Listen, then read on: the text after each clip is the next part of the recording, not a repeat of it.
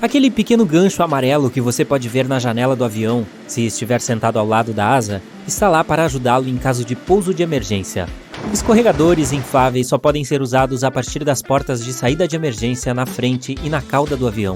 No meio, os passageiros teriam que caminhar na asa e chegar ao chão de lá, mas pular da asa do avião não é seguro porque é muito alto. Aqui é que entram em ação esses pequenos ganchos amarelos. Os comissários de bordo amarram cordas nas portas e através dos ganchos, para os passageiros se segurarem. Dessa forma, todos podem chegar ao solo com segurança e sem ferimentos. Tente evitar se aconchegar sob cobertores de avião. Algumas companhias aéreas só os lavam cerca de uma vez por mês. É melhor usar seu próprio cobertor de viagem, um cachecol ou uma jaqueta. Lembre-se sempre de usar seus sapatos enquanto caminha pelo avião. Esse tapete no chão não pode e não será limpo com perfeição entre os voos. É muito tempo e esforço para uma tripulação de cabine. O lugar mais sujo de um avião não é o banheiro, é a sua mesinha. Tem 8 vezes mais bactérias do que o botão de descarga do vaso sanitário a bordo. Em caso de emergência, as máscaras de oxigênio só têm fluxo de ar suficiente para durar cerca de 15 minutos. Felizmente, é a quantidade de tempo que um avião precisa para encontrar um local de pouso adequado, ou pelo menos descer até uma altitude em que as pessoas não precisarão mais de máscaras de oxigênio. Você pode se perguntar por que é solicitado a levantar o encosto do assento e fechar a mesinha antes da decolagem e pouso, mas é para a sua própria segurança. Um assento reclinado é confortável para você, mas dificulta para o passageiro atrás de você sair do assento, o que é crucial em caso de emergência. A mesinha aberta também, só que desta vez é você quem não será capaz de se levantar rápido o suficiente se algo acontecer. Além disso, a mesinha impede que você assuma a posição segura em caso de pouso de emergência. Essa posição exige que você se curve no assento, coloque a cabeça entre os joelhos e cubra a parte de trás da cabeça com as mãos. Imagine fazer isso enquanto sua mesinha está aberta. Se você olhar ao redor da cabine, notará pequenos triângulos pretos ou vermelhos ao redor da parte central do avião.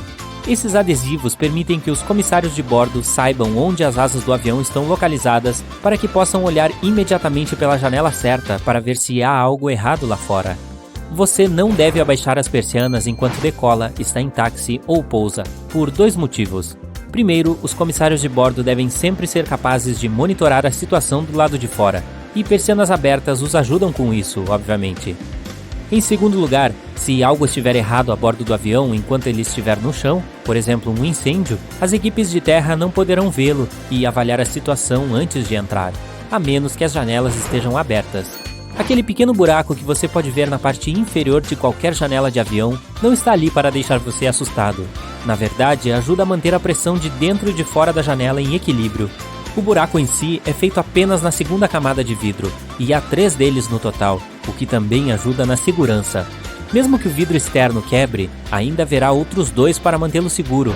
Você pode ver comissários de bordo tocando os compartimentos suspensos enquanto caminham ao longo do corredor, mas não é exatamente isso que eles fazem. Logo abaixo dos compartimentos, geralmente há um corrimão que percorre toda a cabine. Você também pode usar esse truque para ficar mais firme quando caminha no corredor.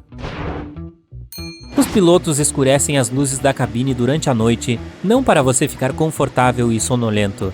Nossos olhos têm dificuldade em se ajustar à escuridão assim que as luzes são desligadas. Em caso de emergência, cada segundo importa.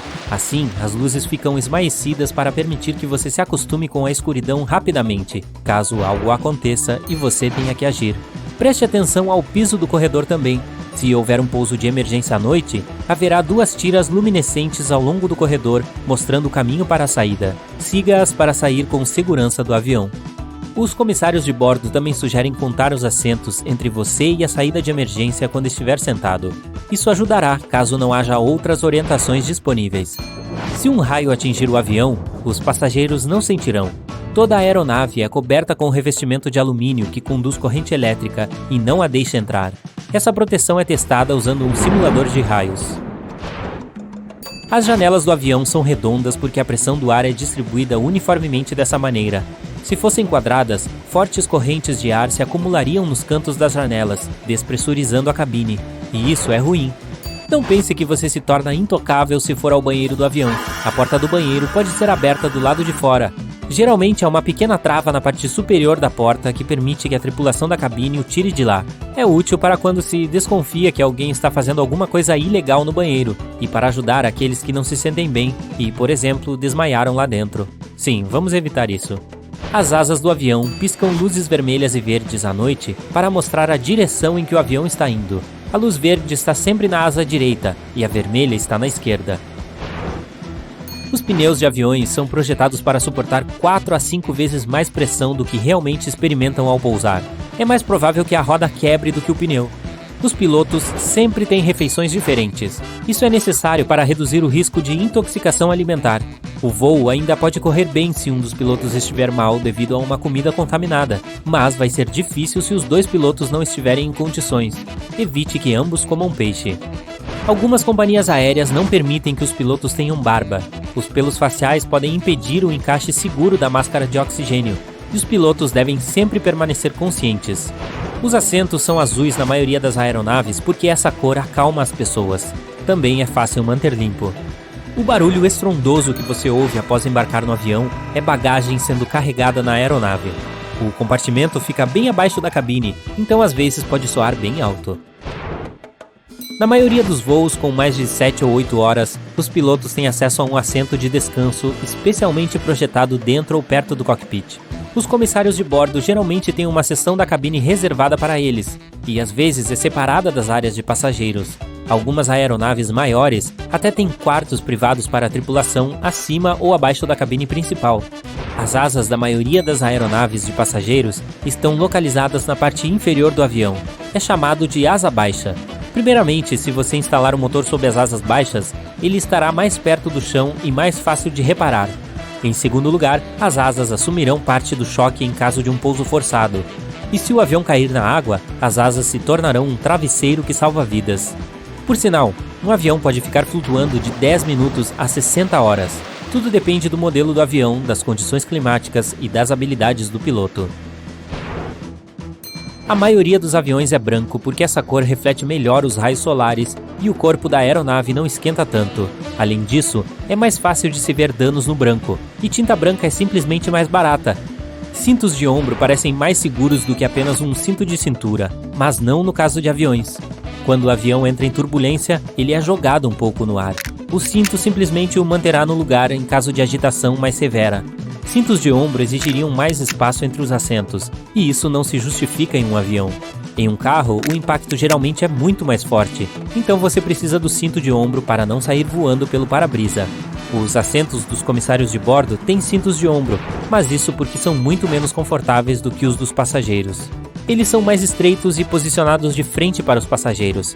Os comissários de bordo precisam de proteção extra simplesmente para não cair de seus assentos se o avião tremer forte demais. Além disso, eles têm que ajudar a direcionar as pessoas durante uma possível evacuação, e para isso precisam estar em ótima forma. Talvez você tenha notado que entra sempre no avião pelo lado esquerdo. Em primeiro lugar, o capitão geralmente se senta desse lado. Dessa forma, é mais fácil para o capitão alinhar o avião com a ponte no terminal. Além disso, a aeronave é alimentada e carregada com a bagagem do lado direito. Se os passageiros entrarem pela esquerda, a tripulação pode fazer seu trabalho sem que seja perturbada. Um avião sem marcas de identificação está se aproximando da costa da Indonésia. Não é exatamente um momento de paz e o operador de voo está alarmado. 2 caças voam para o céu, prestes a derrubar um avião não identificado. Está tudo prestes a terminar em um desastre, quando os caças notam um pequeno detalhe. 1º de dezembro de 1941. O capitão de um Boeing 314, Robert Ford, e sua equipe estão se preparando para um dos voos mais longos em um dos maiores aviões do mundo. O Boeing 314 Clipper California é um hidroavião de alta capacidade. Não tem trem de pouso, então só pode pousar na água. Seu comprimento é de 32 metros e sua envergadura é de 46 metros. Isso é mais do que um prédio de 6 andares. E a bordo deste avião há um restaurante, áreas de descanso e até um quarto com uma cama. Apesar do seu tamanho, o Clipper California pode ficar no ar por mais de 18 horas. O capitão Ford não suspeita do que vai encontrar no caminho. Ele entra no avião. O voo deles é de São Francisco para Auckland, na Nova Zelândia. A primeira parada é em Los Angeles. Tudo correu bem. A próxima parada é Pearl Harbor. O voo segue dentro dos conformes. 7 de dezembro de 1941. Já se passaram 3 dias desde que o avião deixou Pearl Harbor. O trecho final da viagem ainda precisa ser feito, o voo para Nova Zelândia. Nesse momento, o capitão Ford recebe uma ordem para levar o avião à base aliada mais próxima. O caminho de volta está fechado, então a aeronave continua voando para Auckland. O Clipper pousa com segurança no aeroporto de Auckland e recebe um pedido que parece impossível. Robert Ford e sua equipe devem pintar por cima de todas as marcas de registro e identificação do avião e devolvê-lo em LaGuardia, Nova York, ou seja, voar ao redor do mundo. Essa é uma rota desconhecida com um comprimento de 37 mil quilômetros. Em toda a história da aviação naquela época, ninguém havia voado tal distância. A equipe não tinha mapas ou dispositivos de navegação modernos. Eles não conheciam as terras sobre as quais voariam. Não sabiam quem poderiam encontrar no caminho e em quais aeroportos pousariam. Eles mesmos deveriam fazer a manutenção do avião, extrair combustível e traçar a rota. Ao mesmo tempo, eles quase não tinham dinheiro. Imediatamente após receber o pedido, a equipe foi para a biblioteca de Auckland.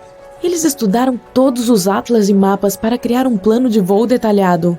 Primeiro, precisariam chegar à Austrália, depois voar para a África ao longo da costa da Ásia, e então eles deveriam ir para os Estados Unidos.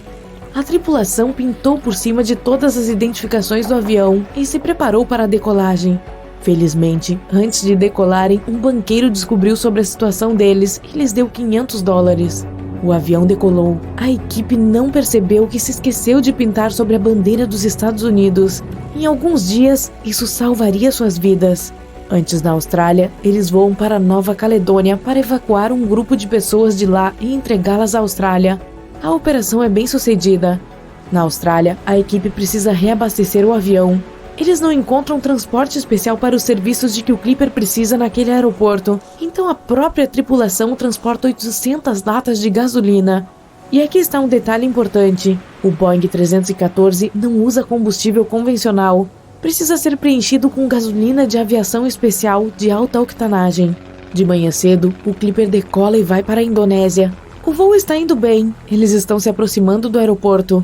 Enquanto isso, o capitão da base onde o Clipper deveria pousar percebe um avião não identificado. Ele não sabe quem está voando e de onde. Ninguém o avisou sobre isso. Pode ser um avião inimigo. 2 caças decolam. Eles estão se aproximando do Clipper e não vê nenhuma marca de identificação no avião. Os pilotos estão prestes a atacar, mas naquele momento notam a bandeira norte-americana. Se Robert Ford não tivesse se esquecido dela, tudo teria terminado mal para ele e sua tripulação. Os caças permitem o pouso. O Clipper pousa na água. Um barco flutua em direção a ele para encontrar a tripulação do avião, mas para. Acontece que o avião pousou em um lugar cheio de minas marítimas, então o barco não se atreve a navegar até lá. O Clipper se aproxima do porto e milagrosamente evita o contato com as minas. Robert Ford e a tripulação do avião são bem atendidos. Eles vão descansar um pouco antes de recomeçar a viagem. Mas então surge um grande problema. O avião está ficando sem combustível e na base naval há apenas combustível de automóveis comum. Ninguém sabe se o motor do avião funciona com isso. Pode queimar ou parar de funcionar completamente, mas não há escolha. Eles enchem os tanques com combustível comum. O capitão decide decolar usando o resto de combustível de aviação e durante o voo eles mudam para tanques com gasolina comum. Quando isso acontece, o motor do avião começa a fazer barulhos e chacoalhar, mas depois de um tempo se acalma. O voo continua. Por 19 horas, eles voam com o combustível perigoso. A próxima parada deles é no Sri Lanka. O céu está coberto de nuvens. O piloto não vê a costa e o aeroporto, então decide descer o avião para um nível abaixo das nuvens. Eles voam a uma altitude de 90 metros acima da superfície do mar e notam uma enorme baleia à frente. O avião voa mais perto e não é uma baleia, e sim um navio inimigo. O Clipper começa a ganhar altitude para se esconder de volta nas nuvens. Eles estão novamente cercados por um véu branco. Tiros e explosões são ouvidos atrás e abaixo do avião. O Clipper está voando sem visibilidade há 60 minutos. Finalmente, as nuvens estão clareando e eles veem o porto do Sri Lanka. A equipe faz uma pequena escala e prossegue com sua jornada. Assim que o avião decola, um dos motores explode. Felizmente, eles não tiveram tempo de voar para longe do porto Então pousaram o avião com sucesso na água e consertaram o motor. O Clipper continua sua missão. Agora, a equipe de Robert Ford voa principalmente por terra. Isso é muito arriscado, já que a aeronave não tem trem de pouso e não pode pousar com segurança em terreno sólido. Finalmente, eles chegam ao Congo. A equipe se diverte muito aqui, ganha força, descansa e, o mais importante, consegue combustível de aviação de alta octanagem. As coisas estão indo muito bem, mas há outro desafio pela frente. Agora, os aviadores terão que fazer o voo mais longo de sua jornada. Sua próxima parada é uma cidade portuária do Brasil, e a distância até ela é de 5.600 quilômetros através do oceano. A distância máxima de voo do Boeing é de 5.900 quilômetros. Qualquer desvio de curso ou um vento contrário forte podem facilmente impedir que a aeronave chegue ao porto. Preocupada, a tripulação reabastece o tanque e carrega combustível adicional no avião. Eles deixam o Congo, decolando ao longo do rio estreito. Neste momento, o piloto percebe que o rio termina a poucos metros de distância com uma cachoeira. O avião deve ganhar altitude urgentemente, mas não pode. A grande quantidade de combustível adicional dificulta a ascensão do Clipper. A cachoeira está se aproximando. Nos últimos segundos, o avião consegue subir até a altura desejada. Mas mesmo depois da cachoeira, o Boeing ainda não fica alto o suficiente. Ele paira logo acima das falésias costeiras rochosas. Uma ligeira inclinação pode levar a um acidente. Felizmente, eles conseguem passar ilesos. O avião sobe para a altura perfeita. Durante o voo do Congo para o Brasil, a tripulação quebrou um novo recorde. São 23 horas e 35 minutos no ar. A tripulação cansada faz o pouso tão esperado na cidade de Natal. No entanto, o descanso não dura muito. 2 horas depois, eles voltam para o ar e vão para a próxima parada, uma base aérea no Panamá. 6 de janeiro de 1942, 5 horas e 54 minutos. O já lendário Boeing 314 está se aproximando de LaGuardia, Nova York. A equipe estava ansiosa para terminar sua jornada. Eles entram em contato com o despacho e ele diz que só podem pousar o avião depois das 7 da manhã, já que o terminal aéreo começa a funcionar nesse horário. Por 1 hora, Robert Ford e sua tripulação ficam circulando no ar. Provavelmente foi a hora mais longa de suas vidas. Finalmente, a missão está completa.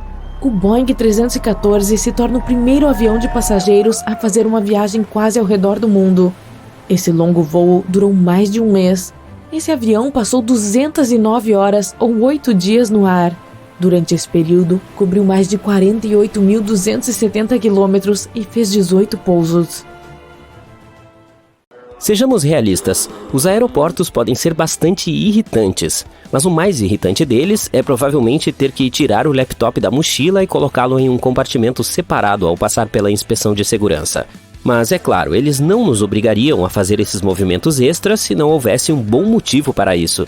Os laptops são densos e os raios-x não conseguem penetrá-los, portanto é fácil esconder algo perigoso neles. Se o dispositivo estiver descoberto e sozinho em um compartimento separado, será mais fácil para os scanners capturarem algo perigoso. A maioria dos aviões é branca. Há alguma vantagem em escolher exatamente essa cor? Não, a tinta branca não faz com que o avião pareça mais leve, tampouco faz economizar dinheiro com a pintura. Aqui estão os motivos reais da escolha: segurança, eficiência e conforto. Os primeiros aviões tinham uma cor metálica. O problema aqui é que o metal é propenso à corrosão, portanto, pintá-lo é uma ótima maneira de proteger um avião contra a corrosão. O branco é preferido por vários motivos. Primeiro, os aviões voam muito acima das nuvens e ficam muito expostos à luz do sol. O branco é a cor que absorve menos calor e, portanto, os aviões brancos aquecem menos. Além disso, a luz solar faz a tinta desbotar. Um avião colorido terá sua pintura desbotada muito rapidamente e precisará ser repintado, e a repintura é cara. Portanto, pintar a aeronave de branco é uma opção mais duradoura. Além disso, qualquer dano é mais facilmente percebido em uma superfície branca, então esse é mais um ponto a favor da cor branca. Sempre embarcamos pelo lado esquerdo do avião, sem exceções. Por alguma razão, o lado direito simplesmente não parece ser uma opção. Sim, isso é feito de propósito. Primeiro, o capitão geralmente se senta à esquerda. Dessa forma, é mais fácil para o piloto alinhar o avião com a ponte telescópia do terminal. Além disso, as aeronaves são abastecidas e carregadas com bagagens no lado direito. Como as pessoas embarcam no avião pela esquerda, a tripulação pode fazer seu trabalho sem ser perturbada e não há perigo para os passageiros.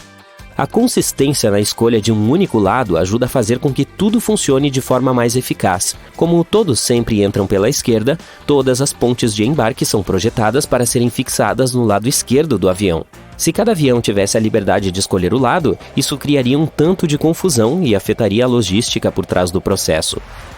Há mais perguntas surgindo. Por exemplo, o que significa aquele triângulo preto desenhado acima de uma das janelas?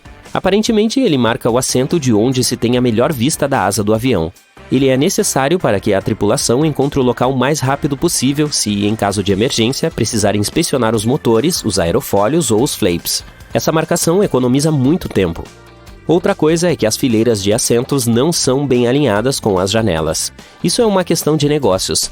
Originalmente, todos os aviões são projetados com fileiras e janelas perfeitamente alinhadas, mas quando uma companhia aérea compra uma aeronave, ela acrescenta alguns assentos adicionais, deixando-os mais próximos uns dos outros.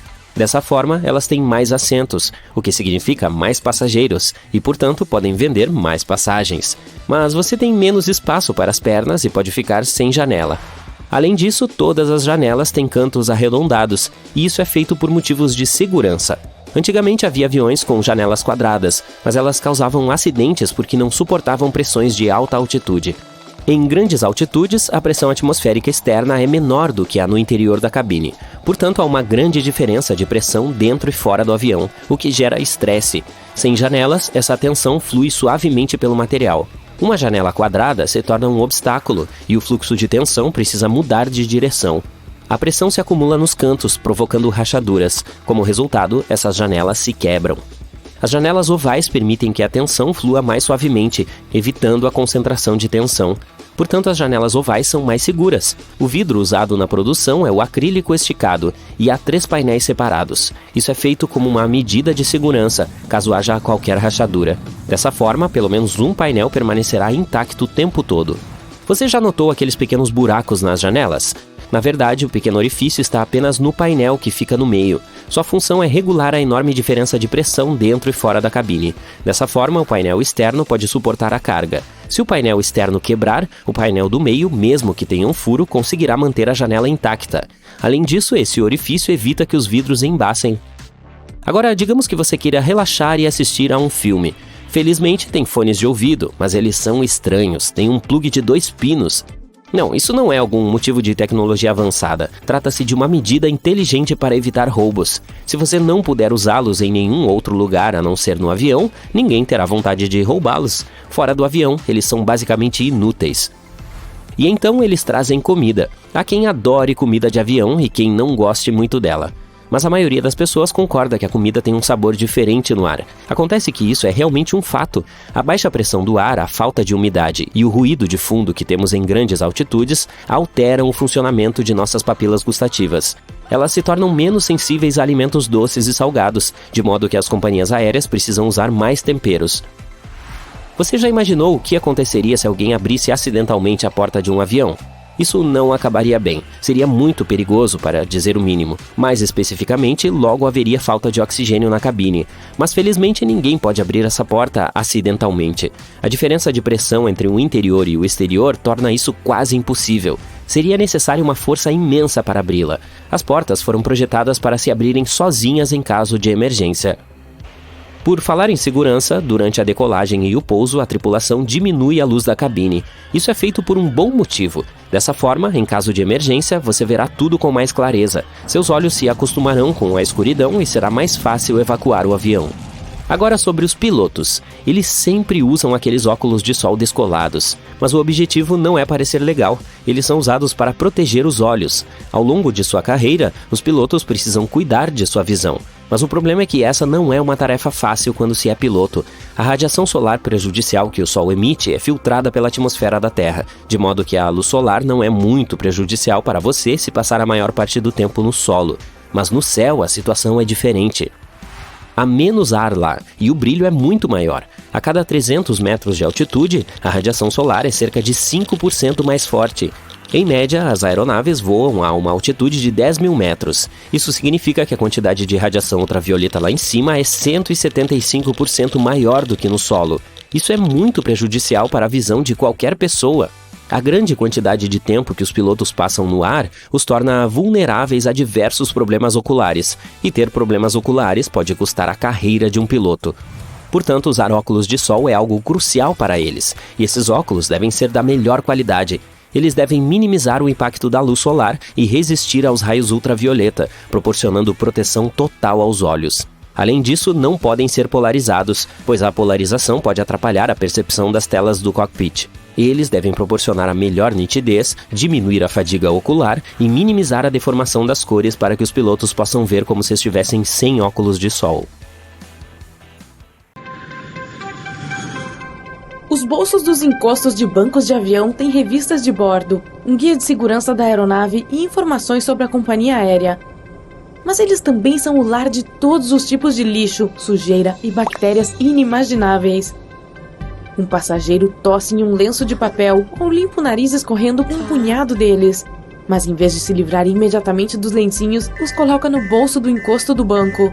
Depois, outro passageiro aparece no voo seguinte, sentado naquele mesmo assento. Com espaço limitado ao seu redor, colocar alguns de seus pertences nos bolsos tem o potencial de que milhões de germes se instalem neles. Não é à toa que esses bolsos podem ficar tão nojentos. Todo mundo coloca seu lixo dentro deles. Os passageiros geralmente deixam barras de chocolate não comidas, fraldas, restos de maçã e nozes. Isso deixa migalhas e outras coisas por todo lugar. Todo o lixo é retirado antes do voo seguinte, mas raramente é feita uma limpeza profunda. Tudo depende da companhia aérea, de quantas vezes eles realmente limpam o avião e se limpam tudo corretamente. As mesas de bandeja de plástico onde comemos e colocamos nossas coisas são uma das, se não a, parte mais suja de qualquer avião. Essas bandejas podem ter mais de 2.000 UFCs, unidades formadoras de colônias de bactérias por polegada quadrada vivendo em sua superfície. A textura da mesa evita que copos de refrigerante deslizem sobre ela, também criando pequenas cadeias montanhosas onde os micróbios podem se prender. Refrigerantes açucarados e sucos que derramam nas mesas durante os voos dão às bactérias o ambiente perfeito para elas ficarem e se alimentarem. As bactérias adoram viver neste plástico quase tanto quanto na pele humana. E há muitos micróbios que sua bandeja pega e segura, especialmente quando não é limpa profundamente. Assim como as saídas de ar que são sempre mexidas, as fivelas dos cintos de segurança são provavelmente a coisa mais tocada em qualquer aeronave. A fivela média pode conter quase 1.000 unidades formadoras de colônias de bactérias por polegada quadrada em todos os momentos. Os passageiros tocam nas fivelas de cinto de segurança para ir ao banheiro. Mesmo depois de lavar as mãos, as pessoas caminham pelo corredor tocando todos os encostos de cabeça para se equilibrar até chegar ao próprio assento. Depois de se acomodar e afivelar o cinto, a maioria tocará seu próprio rosto, olhos, telefone e até comida pelo resto da viagem. Os aeroportos podem ser grandes propagadores de vírus, mas são limpos constantemente. O mesmo não pode ser dito sobre metrôs, ônibus ou até táxis. Maçanetas de portas de metrô, carrinhos de bagagem, cadeiras, assentos e postes raramente são limpos e são um terreno fértil para todos os tipos de coisas nojentas. O sistema de metrô de Nova York é um dos mais sujos do mundo, com incríveis 2 milhões de colônias de bactérias por polegada quadrada em quase todas as superfícies. Muitas delas ainda não foram identificadas de tão raras que são. E vão com você em todos os lugares, às vezes até no banheiro. Como resultado, os celulares podem ser até 10 vezes mais sujos do que qualquer assento de vaso sanitário. E. coli, a bactéria que pode causar cólicas estomacais e febres, pode viver por horas em superfícies quentes como telefones. A melhor solução? Lave bem as mãos antes de tocar no telefone e certifique-se de que ele seja mantido bem limpo com um desinfetante. A maioria das pessoas tem um smartphone consigo o tempo todo, o que significa que todas as bactérias coletadas durante o dia são transferidas para o aparelho. Todo mundo toca no controle remoto em algum momento, mas nem sequer pensa nele ao limpar a casa. Ele cai no chão ou entra na lateral do sofá, uma casa quente e escura para mofos e bactérias, onde há muitas migalhas e sujeira. Uma boa limpeza com um lenço antibacteriano de vez em quando ajudará a mantê-lo brilhante e livre de germes. Apagar velas em um bolo de aniversário pode lançar uma névoa de saliva que sempre cai na cobertura do bolo. Isso pode levar a muitas festas de aniversário infelizes se alguém estiver doente. Às vezes, é melhor pular completamente as velas. Ou aceite o risco de que todo dia seja a festa de aniversário de alguém e um pouco de cuspe não vai fazer mal a você. Um único caixa eletrônico é tocado por centenas de pessoas em um dia. Portanto, as chances de que pelo menos uma dessas pessoas tocando os botões esteja doente e espalhando livremente a gripe ou resfriado são naturalmente bastante altas. A gripe, por exemplo, pode viver até 2 dias em objetos. Pode-se passar dias que alguém se recuperou desse vírus e ele ainda é capaz de estar ativo e com possibilidade de contágio. Os caixas eletrônicos são limpos, mas não o tempo todo. Seria impossível atender a todos em uma grande cidade diariamente. Uma nota de papel moeda pode abrigar milhares de tipos diferentes de bactérias, incluindo as suspeitas normais como E. coli, estafilococo e uma bactéria que causa crises de acne.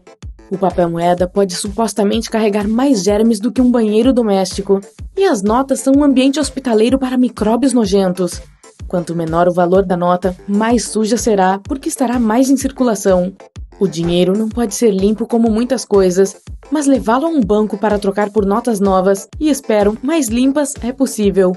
Use desinfetante para as mãos e lave as mãos depois de manusear dinheiro também, só por precaução. Carrinhos de compras de supermercados podem ter mais bactérias do que o que já foi encontrado em banheiros públicos. Isso inclui assentos sanitários e as alças de descarga. Recipientes com lenços de limpeza têm aparecido em muitas das principais cadeias de supermercados, e algumas lojas até vão além e os limpam após o passar dos dias. Mas simplesmente não é o suficiente para acompanhar a placa de Petri que o recipiente é. Com mais de 100 mil bactérias por polegada quadrada, é quase impossível mantê-lo limpo. Os porta-escovas de dentes mantêm a umidade e raramente são limpos, tornando-os uma das coisas mais sujas em nossas casas. Podem ser preenchidos com salmonela, E. coli e muito mofo ao longo do tempo se não forem limpos regularmente. Lave o seu porta-escovas de dentes com água quente e sabão toda semana para minimizar as chances de adoecer. As escovas de dentes devem ser trocadas a cada 3 a 4 meses por um bom motivo. Demora um pouco para uma escova de dentes secar. Isso cria a casa perfeita para mofo e fungo se espalharem e crescerem. Pode haver mais de 600 tipos diferentes de bactérias vivendo dentro da sua boca. Um único beijo pode transferir cerca de 80 milhões de bactérias de uma boca para outra. Uma boa rotina de escovação terá cerca de 1.000 a 100 mil bactérias vivendo na superfície de cada dente. Mas para aqueles que não escovam, as bactérias podem ser de até 100 milhões a 1 bilhão de bactérias em cada dente. A coisa mais suja da nossa casa só pode ser uma coisa: a esponja da cozinha. É molhada, absorvente, e comida e sujeira são esfregadas nela o tempo todo. Depois, limpamos as superfícies da nossa cozinha apenas para espalhar um pouco mais toda essa sujeira. Esponjas são muito difíceis de manter limpas. A melhor maneira de manter as coisas limpas é substituí-las quando começarem a cheirar mal. Não é surpresa que, se as esponjas estiverem imundas, as pias também estejam. Frutas enxaguadas, legumes, carne crua preparada e pratos que precisam ser limpos chegam à pia da cozinha. Isso cria um terreno muito fértil para E. coli, salmonela e muitas outras coisas nojentas. Essas coisas vão grudar nas laterais e ralos e crescer descontroladamente. Limpe a pia antes e depois de cada uso e certifique-se de mantê-lo o mais seca possível para evitar qualquer crescimento de mofo também. Cardápios de restaurantes e potes de condimentos não são limpos com a mesma frequência que deveriam ser. Se alguém resfriado estava usando os condimentos logo antes de você, isso aumenta muito as chances de as bactérias causadoras do resfriado estarem em suas mãos e depois em suas batatas fritas. Cardápios raramente são lavados com desinfetantes após cada uso. Os clientes tocam em algumas coisas, como cadeiras, mesas, rostos ou cabelos, antes de devolvê-los.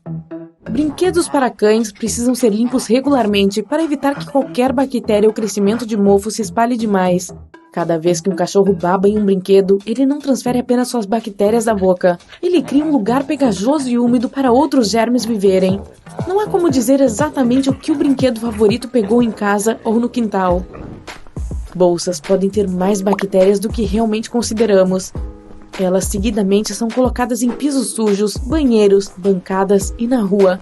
Isso as expõe a todos os tipos de germes como salmonela, E. coli, mofo e fungo o tempo todo. Lenços com álcool são muito bons para transportar em sua bolsa para limpá-la quando necessário. Bebedouros são uma fossa de bactérias e germes. Mais de 2 milhões de bactérias por polegada quadrada podem ser encontradas apenas na torneira de um bebedouro. À medida que se molha e é tocada por centenas de mãos, as bactérias e o mofo começam a crescer. Se alguém tossiu ou espirrou nas proximidades recentemente, essas partículas se agarrarão à água. Isso cria uma chance maior de a próxima pessoa a beber ali pegar algo. As asas de avião são lisas, para permitir que o ar flua facilmente ao redor da sua superfície, reduzindo assim a resistência durante o voo. Então, por que adicionar esses ganchos amarelos convexos? Eles obviamente pioram a aerodinâmica. Sim, eles fazem isso, mas também são necessários para a sua segurança. Imagine um avião fazendo um pouso de emergência em mar aberto. Tudo está indo bem, a aeronave está deslizando na água. Em seguida, barcos de resgate chegam no local para evacuar os passageiros. Eles saem do avião através de saídas de emergência localizadas acima das asas. Antes que a porta se abra, o tobogã de evacuação infla. Os passageiros precisam caminhar na asa e descer pelo tobogã. Mas a superfície da asa está escorregadia por causa da água. Eles podem cair e se machucar. Para evitar isso, os comissários instalam uma corda de resgate. Ela é presa por uma extremidade à porta e pela outra à borda da asa, passando por esses ganchos. Durante a evacuação, as pessoas usam essa corda como um corrimão para não cair. Os barcos de resgate também podem ser presos à asa com uma corda e esses ganchos para que o mar não carregue as pessoas para longe do avião. Por sinal, o avião pode ficar na água por de 10 minutos a 60 horas, dependendo do modelo, das condições climáticas e das habilidades do piloto. As saídas principal e de emergência têm alças extras para os membros da tripulação. Durante uma evacuação, as pessoas podem entrar em pânico e acidentalmente empurrar os comissários de bordo. Para evitar quedas, eles se seguram nessas alças. Um cinto de segurança em um avião tem um propósito ligeiramente diferente do que no seu carro. O do carro protege você de um acidente horizontal. Quando um avião está passando por turbulência, ele está tremendo para cima e para baixo. O cinto impede que você bata no teto. Os comissários de bordo têm algemas para passageiros problemáticos. Se alguém se comportar mal e interferir no voo, eles têm o direito de algemar o encrenqueiro ao seu assento. Para fazer isso, eles usam algemas policiais ou de plástico. Este é o máximo que pode ser feito durante o voo. Em seguida, eles denunciam a pessoa que causou problemas ao aeroporto e a entregam à polícia após o pouso. Durante uma emergência, máscaras de oxigênio caem automaticamente. Elas têm uma função a mais que talvez você desconheça: equalizar a pressão e evitar pânico. A pressão do ar pode mudar devido à turbulência, então, entre outras coisas, as máscaras ajudam os passageiros a manter a calma. Seu assento é o seu porto seguro. Aquele colete salva-vidas debaixo dele não vai deixar você se afogar. Além disso, a superfície do assento é feita de material impermeável. Se entrar água na cabine, o assento evitará que você congele, já que não vai se molhar. Também a prova de fogo. A capa pode impedir que o fogo se espalhe pela cabine. Mas o mais importante, pode salvá-lo das chamas. Claro, você provavelmente nunca terá que usar esse recurso, mas é bom se sentir seguro, não? Você pode usar a mesa no assento à sua frente como uma rede. Basta amarrar um cinto, um cobertor ou uma toalha ao redor da mesa e esticar os pés. Você deve ter percebido triângulos pretos na parede acima de alguns assentos. Para você, como passageiro, eles podem indicar os assentos que têm a melhor vista das asas, onde é possível tirar as melhores fotos do voo. Mas os triângulos não foram criados para sua câmera. Os tripulantes monitoram a condição da aeronave através das janelas sob esses sinais. Suponha que as asas congelem, o motor pegue fogo ou o piloto receba um sinal sobre algum problema. Nesse caso, a tripulação se moverá rapidamente para os triângulos e avaliará a situação. E aí está você, sentado sob o triângulo, olhando para a asa e pensando: por que as asas estão localizadas na parte inferior do avião? Elas poderiam ser instaladas acima das janelas ou bem no meio. Na verdade, alguns aviões têm as asas centrais ou acima das janelas, e cada versão tem os seus motivos. O motor e as turbinas ficam sob as asas. É muito mais fácil consertá-los, já que eles estão perto do chão. E em caso de pouso de emergência no mar, as asas atuam como boias de resgate. Elas ajudam a manter o avião na água. Tanques de combustível vazio sob a asa também podem ajudar o avião a permanecer à tona. Mas essa posição tem certos riscos. Na pista de decolagem, detritos podem entrar nas turbinas. Felizmente, é improvável que isso aconteça, já que são feitas regularmente limpezas cuidadosas nas pistas. Aviões com asas centrais têm menor resistência ao ar. É por isso que caças e aeronaves supersônicas são construídos dessa maneira. Grandes aviões de carga têm asas na parte inferior do casco. Graças a isso, a aeronave fica perto do chão, facilita durante o carregamento. Além disso, é mais seguro pousar em pistas despreparadas com asas altas, já que os detritos não entram nas turbinas. A aerodinâmica desses aviões funciona melhor graças a essas asas. Eles sofrem menos resistência ao ar e entregam a carga mais rapidamente. O oxigênio dentro das máscaras é uma combinação de produtos químicos. O transporte de tanques de oxigênio é muito caro para a companhia aérea. Eles ocupam muito espaço e aumentam o peso, o que leva ao consumo extra de combustível. Portanto, se usa um gerador químico de oxigênio. Está localizado no painel acima da sua cabeça. Há um pequeno tanque com compostos de bário, sódio e potássio. Eles se misturam e criam uma reação química quente que libera oxigênio e o passa para a máscara. Pequenos orifícios nas janelas evitam que o vidro quebre. A pressão do ar dentro da aeronave é muito mais forte do que a externa. A diferença é tão grande que o ar pode simplesmente quebrar o vidro do outro lado. Para evitar isso, são feitos esses pequenos furos. O ar penetra lá e reduz a carga na janela. Por sinal, as janelas têm essa forma redonda pelo mesmo motivo. É ideal para uma distribuição igual do ar. Se fossem quadradas ou triangulares, correntes de ar com umidade se acumulariam nos cantos. Isso levaria à destruição. Além disso, a água não se acumula graças a esse orifício. As janelas são feitas de vidro triplo. O vidro externo recebe a pressão. O do meio serve para compensar a diferença de pressão. A terceira camada protege a segunda dos passageiros que gostariam de tocá-la. Tecnicamente, o avião poderia voar com uma camada, mas seria perigoso. Também é instalada proteção extra para as rodas. Elas experimentam cargas enormes durante o pouso. Mas não se preocupe, elas não vão se quebrar. Os pneus podem suportar uma pressão de 5 a 7 vezes maior do que a que são submetidos. Está vendo a placa banheiro na porta? Tem uma trava secreta embaixo dela. Os comissários de bordo podem destravar a porta pelo lado de fora, então não espere total privacidade. Claro, é proibido que outros passageiros façam isso. A tripulação só pode abri-la em caso de emergência. Quando os comissários de bordo caminham pela cabine durante o voo, eles sempre tocam as prateleiras superiores acima dos assentos. Eles não estão verificando se os compartimentos de bagagem estão fechados. Ao longo da parte inferior desses compartimentos, há alças na forma de bordas irregulares. Os comissários de bordo se seguram nelas para não caírem. É uma coisa muito conveniente, especialmente para aqueles que não gostam de tocar nos assentos com passageiros sentados a caminho do banheiro. Tem um motivo importante pelo qual as turbinas são instaladas sob as asas. Anteriormente, elas eram localizadas na cauda do avião para melhorar a aerodinâmica do voo. Se um dos motores parasse de funcionar, a cabine não tremeria tanto. Sim, os aviões podem voar com apenas uma turbina funcionando. Além disso, as asas eram mais finas e simplificadas graças às turbinas da cauda, o que também era bom para a aerodinâmica. Mas descobriu-se que essa localização significava custos adicionais. O motor ser localizado na cauda não favorecia a manutenção. Ele era colocado em um lugar alto, então as pessoas precisavam de equipamentos especiais e tempo extra para realizar o serviço de manutenção. E, é claro, isso afetava o preço das passagens. As turbinas começaram a ser instaladas sob as asas para economizar dinheiro e tempo. Você já notou a luz piscando na cabine antes da decolagem? Isso acontece quando o piloto desconecta um avião da fonte de alimentação do aeroporto e muda para a fonte de alimentação de bordo. Essa transição rápida pode causar essa oscilação na energia. 2 de fevereiro de 1970. Estamos em uma base da Força Aérea em Montana. Hoje, o 71º Esquadrão de Caças Interceptadores planeja realizar uma ofensiva de treinamento. 4 pilotos entram em aviões a jato e decolam. Em breve, um deles ativa acidentalmente o paraquedas de frenagem. Uma cúpula de tecido dispara para fora da aeronave. Ela está cheia de ar e interrompe o voo. O piloto tem que pousar.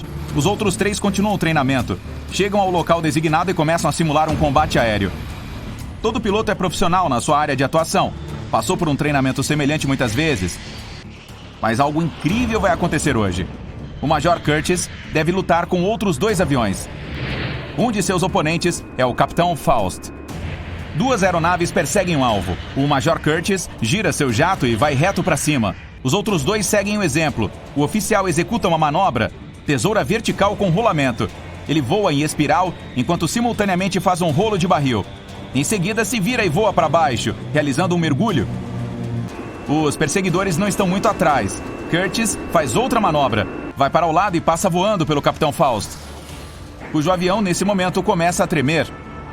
Sua parte frontal abaixa e o jato atinge o solo em grande velocidade. O Capitão Faust não pode fazer nada. A aeronave não o obedece. A alavanca de controle não funciona. O motor está quebrando. O capitão ativa o paraquedas de freio, mas ele também não responde. O avião está cada vez mais perto do solo e nada mais pode ser feito. Agora é importante salvar a vida de Faust. Ele ejeta e abre o paraquedas. De repente, a aeronave abandonada começa a voar reto. Os flaps das asas são ativados e ela para de cair. Voa sem piloto e desce a uma velocidade de 320 km por hora. Então desaparece de vista atrás dos penhascos. O Capitão Faust pousa com segurança em um campo coberto de neve. Os outros pilotos percebem e temem que o jato caia em uma cidade próxima. Então imediatamente seguem naquela direção. Nesse momento, a aeronave não tripulada desce, toca ao solo e desliza pelo campo. Em seguida, faz uma curva de 20 graus, quebra uma pequena cerca e para no campo de um fazendeiro. O dono da fazenda chama o xerife local, que chega e liga para a base militar mais próxima para relatar o ocorrido. Ele se aproxima do avião caído para avaliar os danos e desliga o motor que zumbi. Mas assim que chega perto, a aeronave começa a fazer barulho e balançar, como se quisesse escapar dali. Os donos dela chegam e ficam surpresos, pois ela está quase em perfeitas condições. Então a devolvem à base, a consertam e a colocam de volta em serviço.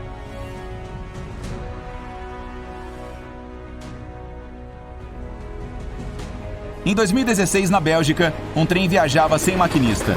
Naquele dia, as pessoas em 2 estações ferroviárias viram um trem movendo-se lentamente entre elas.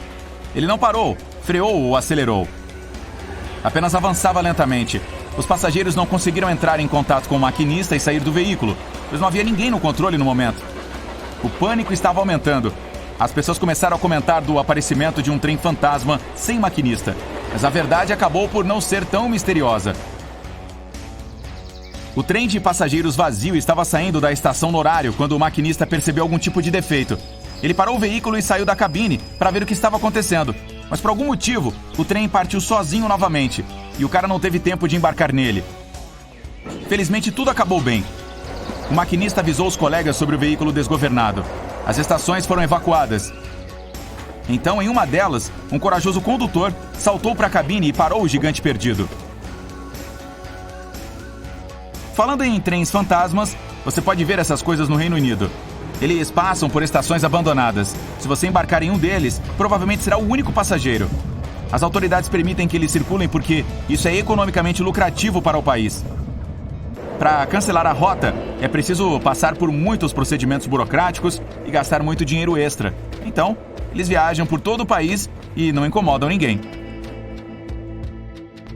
Agora vamos para o oceano para conhecer o navio que ficou à deriva por vários meses sem capitão. O Alta foi comprado por um novo proprietário em 2017 e marcado com a bandeira da Tanzânia. Quase todos os cargueiros são equipados com AIS, Sistema de Identificação Automático, um sistema de navegação que funciona com o mesmo princípio do GPS. Todas as embarcações são equipadas com isso para que seu movimento no oceano possa ser rastreado. O recurso foi desativado para o Alta, que desapareceu dos olhos dos satélites e reapareceu várias vezes. Em 2017, passou por cidades portuárias gregas e fez 12 paradas em 3 dessas cidades em diferentes partes do país. Então, o sinal AIS desapareceu. 10 meses depois, o Alta surgiu novamente na costa norte da África. Em setembro de 2018, ele estava indo para o Haiti. Durante esta viagem, o motor falhou. A costa mais próxima ficava longe. A embarcação ficou à deriva. Alguns dias se passaram e a tripulação não conseguia fazer o conserto. O suprimento de comida estava quase acabando. A situação foi piorando, pois um forte furacão se aproximava do local. Felizmente, um barco de resgate chegou até os marinheiros. Todos foram evacuados pouco antes de o furacão chegar. O Alta ficou à deriva no oceano.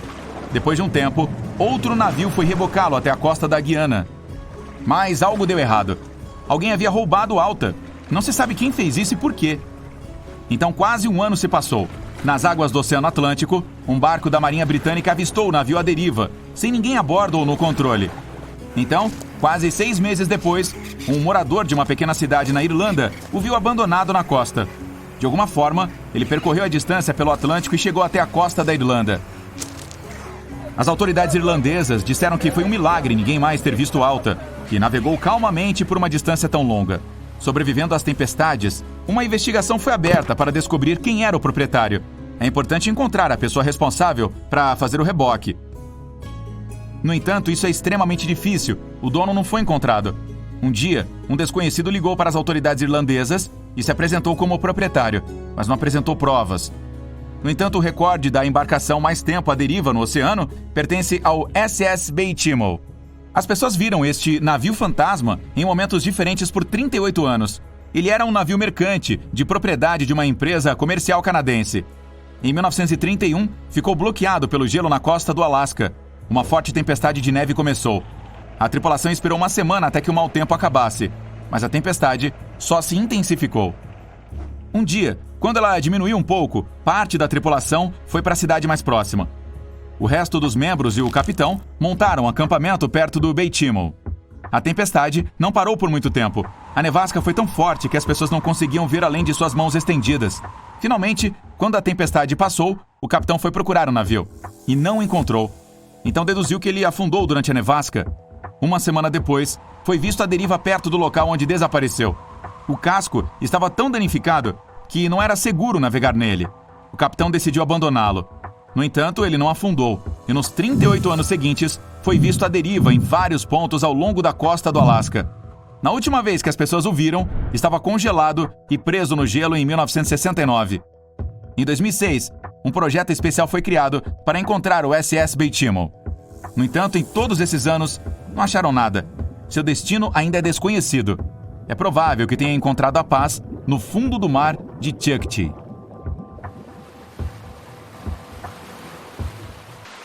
Quer ter um vislumbre de como será voar no futuro? Então você está no lugar certo. Beliches deitados na classe econômica, veículos voadores verticais, serviço de refeições a bordo com tecnologia de IA. Aperte o cinto e vamos começar nosso voo.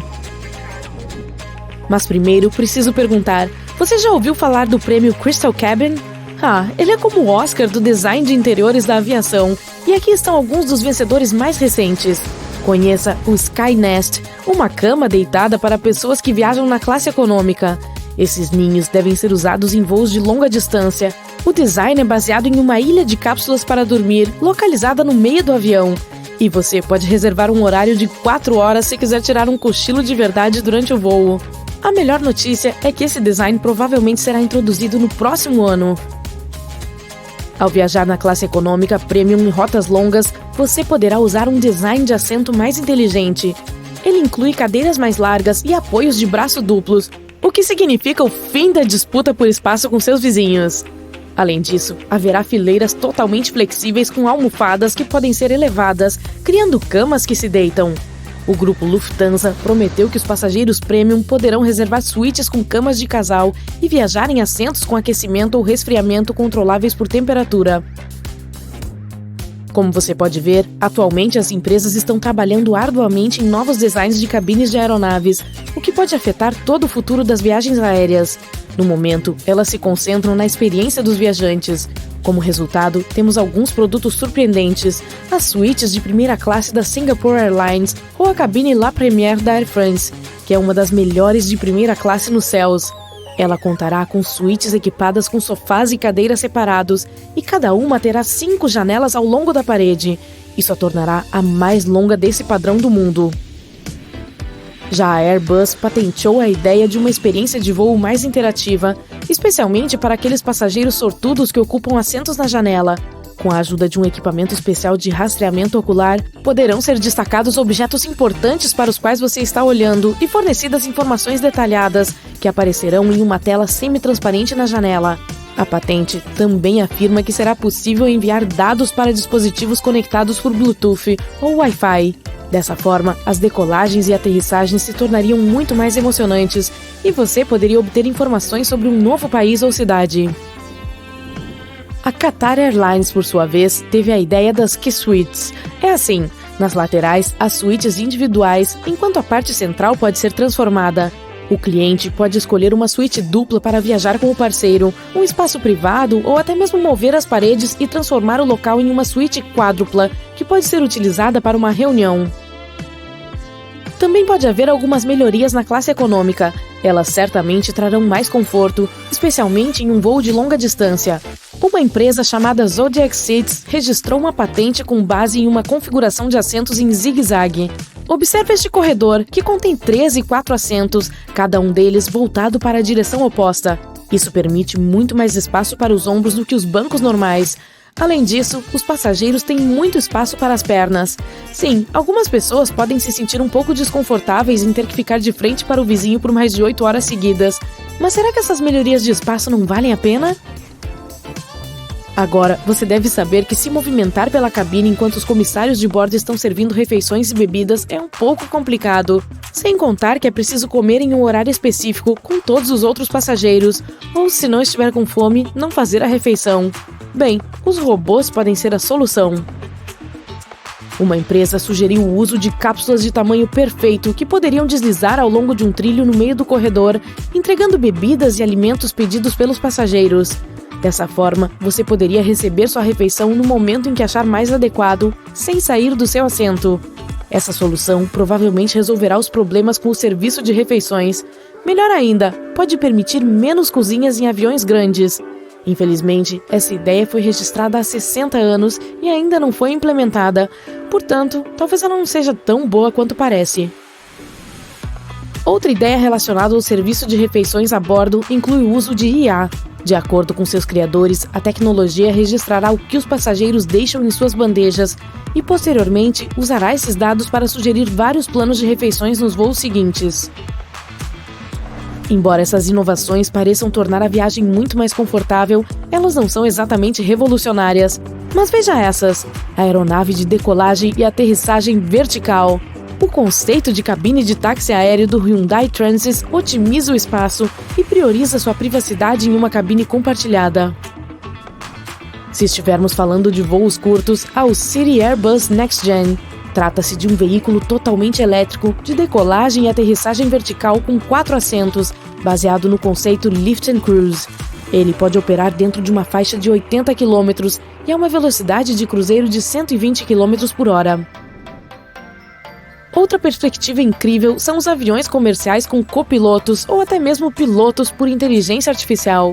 Alguns especialistas afirmam que as aeronaves poderiam ser comandadas de forma totalmente automatizada. No entanto, nem todos concordam com essa ideia. Um piloto habilidoso faz parte de um sistema de segurança complicado que reduz os riscos e mantém os passageiros seguros. Os pilotos precisam ser navegadores, técnicos, engenheiros e especialistas em meteorologia. Em um dia normal de trabalho, lidam com a equipe de solo, outras tripulações, tripulação de cabine, controle de tráfego aéreo e passageiros. É muita coisa.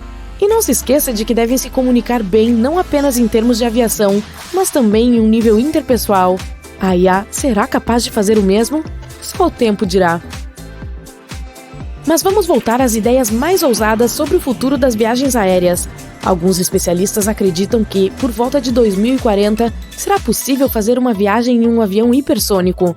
Muitas pessoas acham que essa era terminou em 2003, quando a aeronave comercial Concorde foi desativada depois de décadas sem lucro. Mas parece que a situação pode mudar em breve. Os novos supersônicos voarão a alturas incríveis e sua velocidade provavelmente será pelo menos 6 vezes maior do que a de qualquer outro avião de passageiros. Viajar de Nova York para Londres, nesse caso, levará menos de 2 horas. Em comparação, hoje esse itinerário demora 8 horas. No entanto, há um problema: as passagens custarão muito caro. E estatisticamente, as pessoas tendem a priorizar o preço em detrimento da velocidade. Portanto, os especialistas não acreditam que muita gente estará disposta a pagar alguns milhares de dólares para ir de Londres a Sydney em 4 horas. Além disso, esses aviões precisarão de muito combustível de hidrogênio líquido, e no momento ele não é barato. A propósito, talvez você não reconheça os aviões de 2050. Essas máquinas voadoras continuarão mudando nas próximas décadas, e há grandes chances de que, em algum momento, as janelas começarão a desaparecer. Dessa forma, as aeronaves se tornarão mais fortes e mais adequadas para altas velocidades. As janelas tornam o conjunto mais pesado, o que resulta em maior consumo de combustível. Não é à toa que os aviões de carga não têm janelas. As aeronaves também se tornarão mais elegantes e provavelmente serão cobertas com painéis solares. Há ainda um conceito de uma delas com cabine feita de polímeros transparentes. Não sei quanto a você, mas eu jamais embarcaria em um negócio assim. Me fale sobre a aerofobia.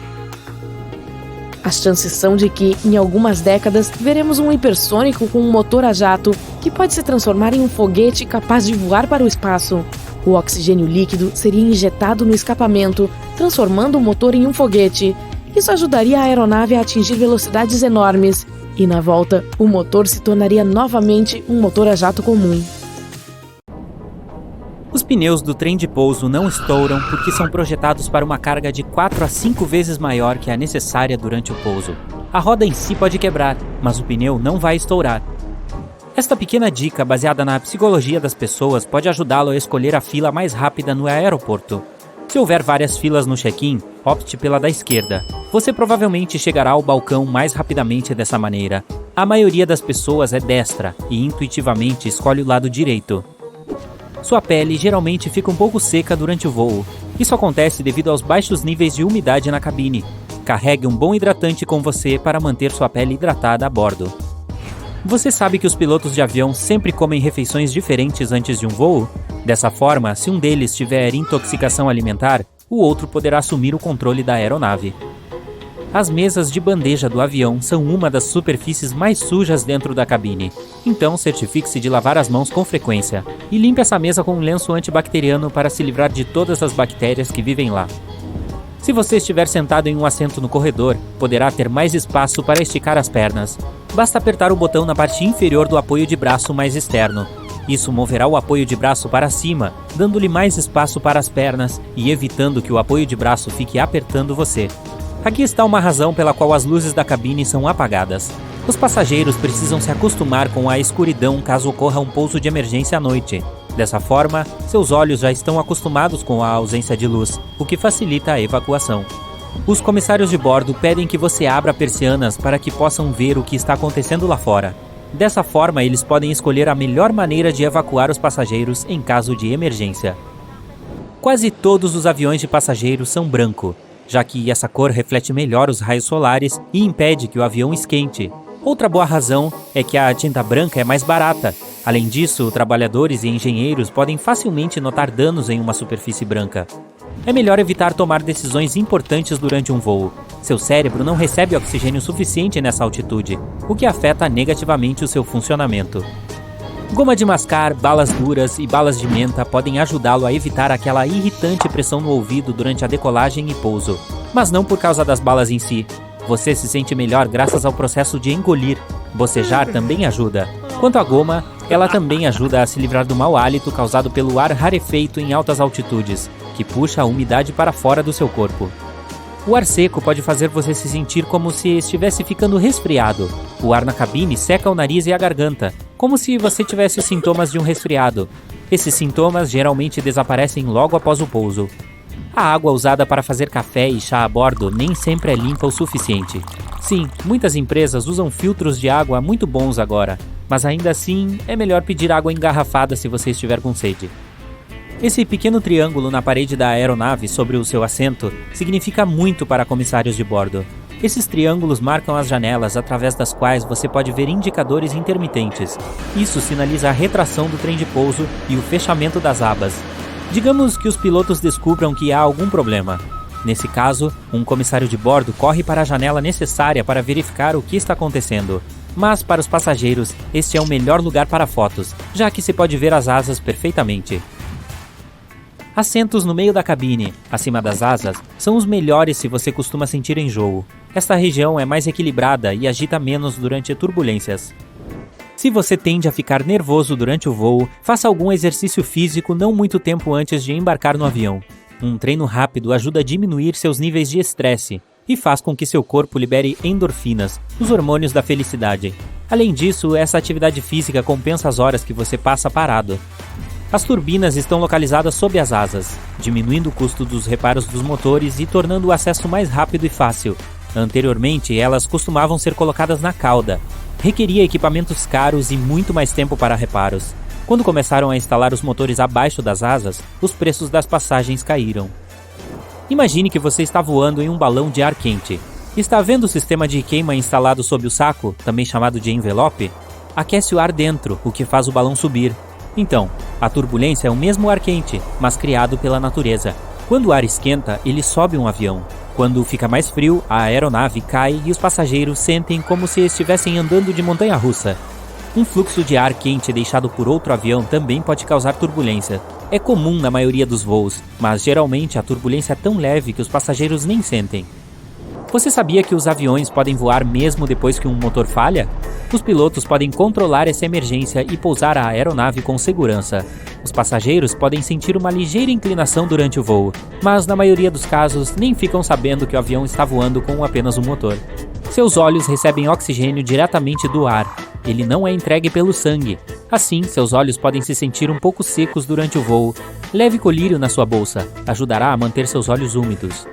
É proibido transportar grandes volumes de líquidos a bordo, porque algumas substâncias perigosas podem se dissolver facilmente na água. Se um avião tem que pousar na água, suas asas se tornam um travesseiro capaz de salvar vidas.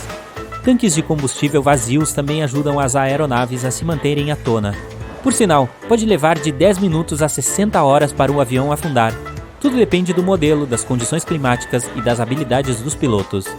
Aqueles comissários de bordo sorridentes que você encontra quando entra na cabine, geralmente escondem as mãos atrás das costas. Eles estão contando as pessoas que entram no avião para garantir que todos os passageiros estejam a bordo. Apesar de tudo o que falam sobre a comida do avião, na verdade, ela não é tão ruim. O problema é o seu paladar. Não é tão aguçado, já que o ar na cabine deixa sua boca seca. Também afeta o seu olfato. É por isso que as companhias aéreas adicionam muitas especiarias e sal às suas refeições. É verdade que seu cabelo cresce mais rápido durante o voo? Na verdade, não. Os cientistas não conseguiram provar isso. Esse mito surgiu na primeira parte do século XX, quando alguns passageiros notaram que os seus pelos curtos no rosto haviam crescido durante o voo. É normal que as pessoas tenham dor de cabeça durante o voo, especialmente logo após a decolagem. Você sobe a uma altitude mais alta do que o Monte Everest em cerca de 10 minutos. Essas mudanças acontecem muito rápido para o corpo se ajustar. Os cintos de segurança nos aviões passam pelo seu abdômen para evitar que você bata contra o teto em caso de turbulência. Quando isso acontece, a aeronave começa a se mover para cima e para baixo, e seu cinto segura você com segurança. Os cintos nos carros protegem as pessoas de colisões horizontais. Os aviões têm proteção especial contra raios. Mesmo que seja atingido por um, os passageiros não sentirão. Os aviões são cobertos com um revestimento de alumínio que conduz corrente elétrica, mas não a deixa entrar no avião.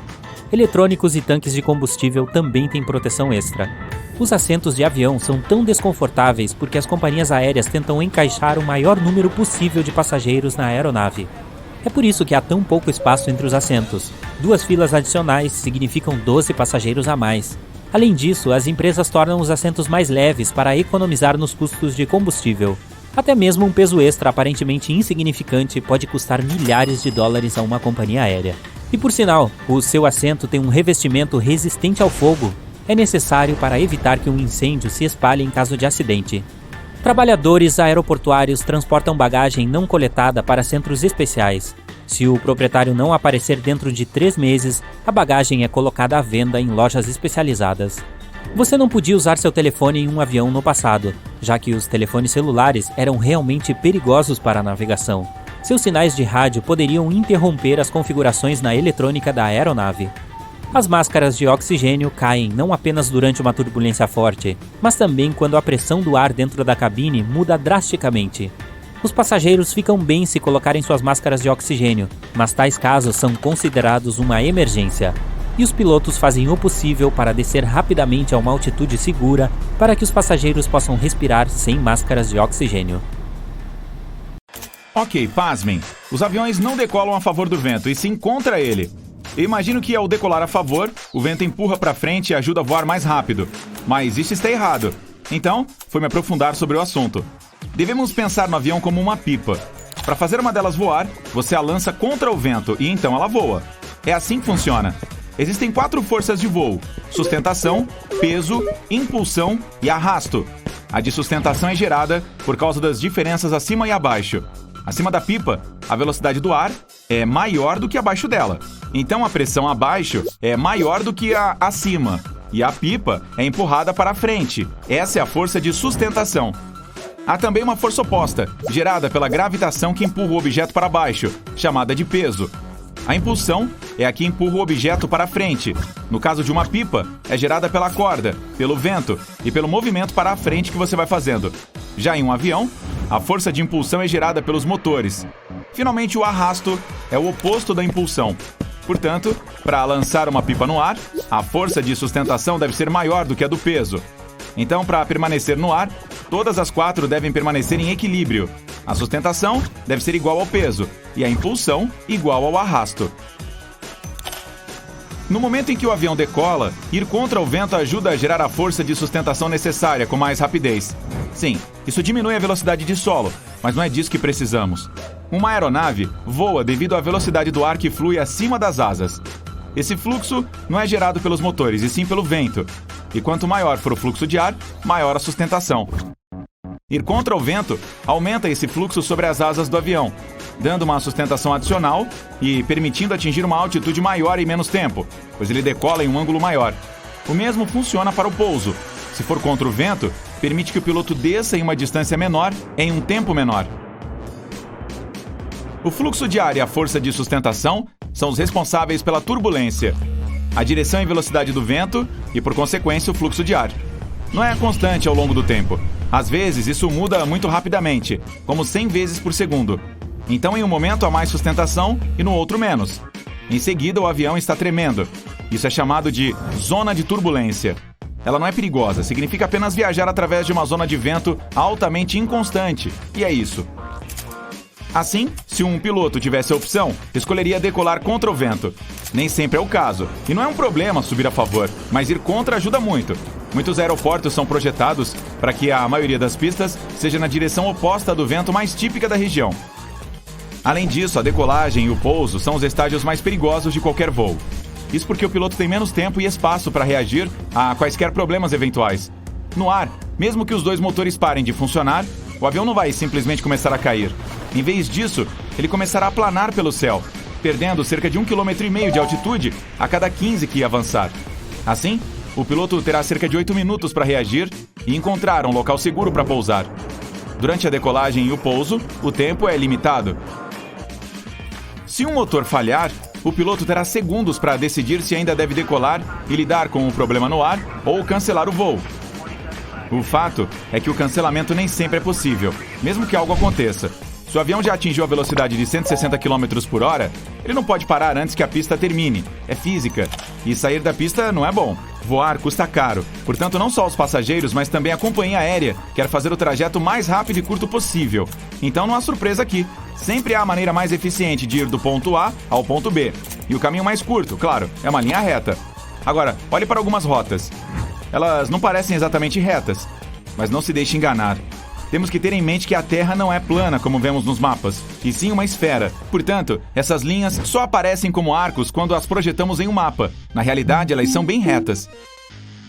Se existe uma maneira eficiente, isso significa que todas as companhias aéreas querem voar dessa maneira.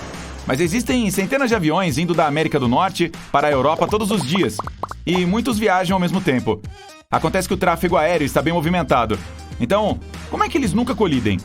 Isso porque antes do início da viagem, a tripulação faz um plano de voo estrito, que é carregado no computador da aeronave e que o piloto terá que seguir. Para ser totalmente honesto, existem vários planos para ter opções se algo der errado.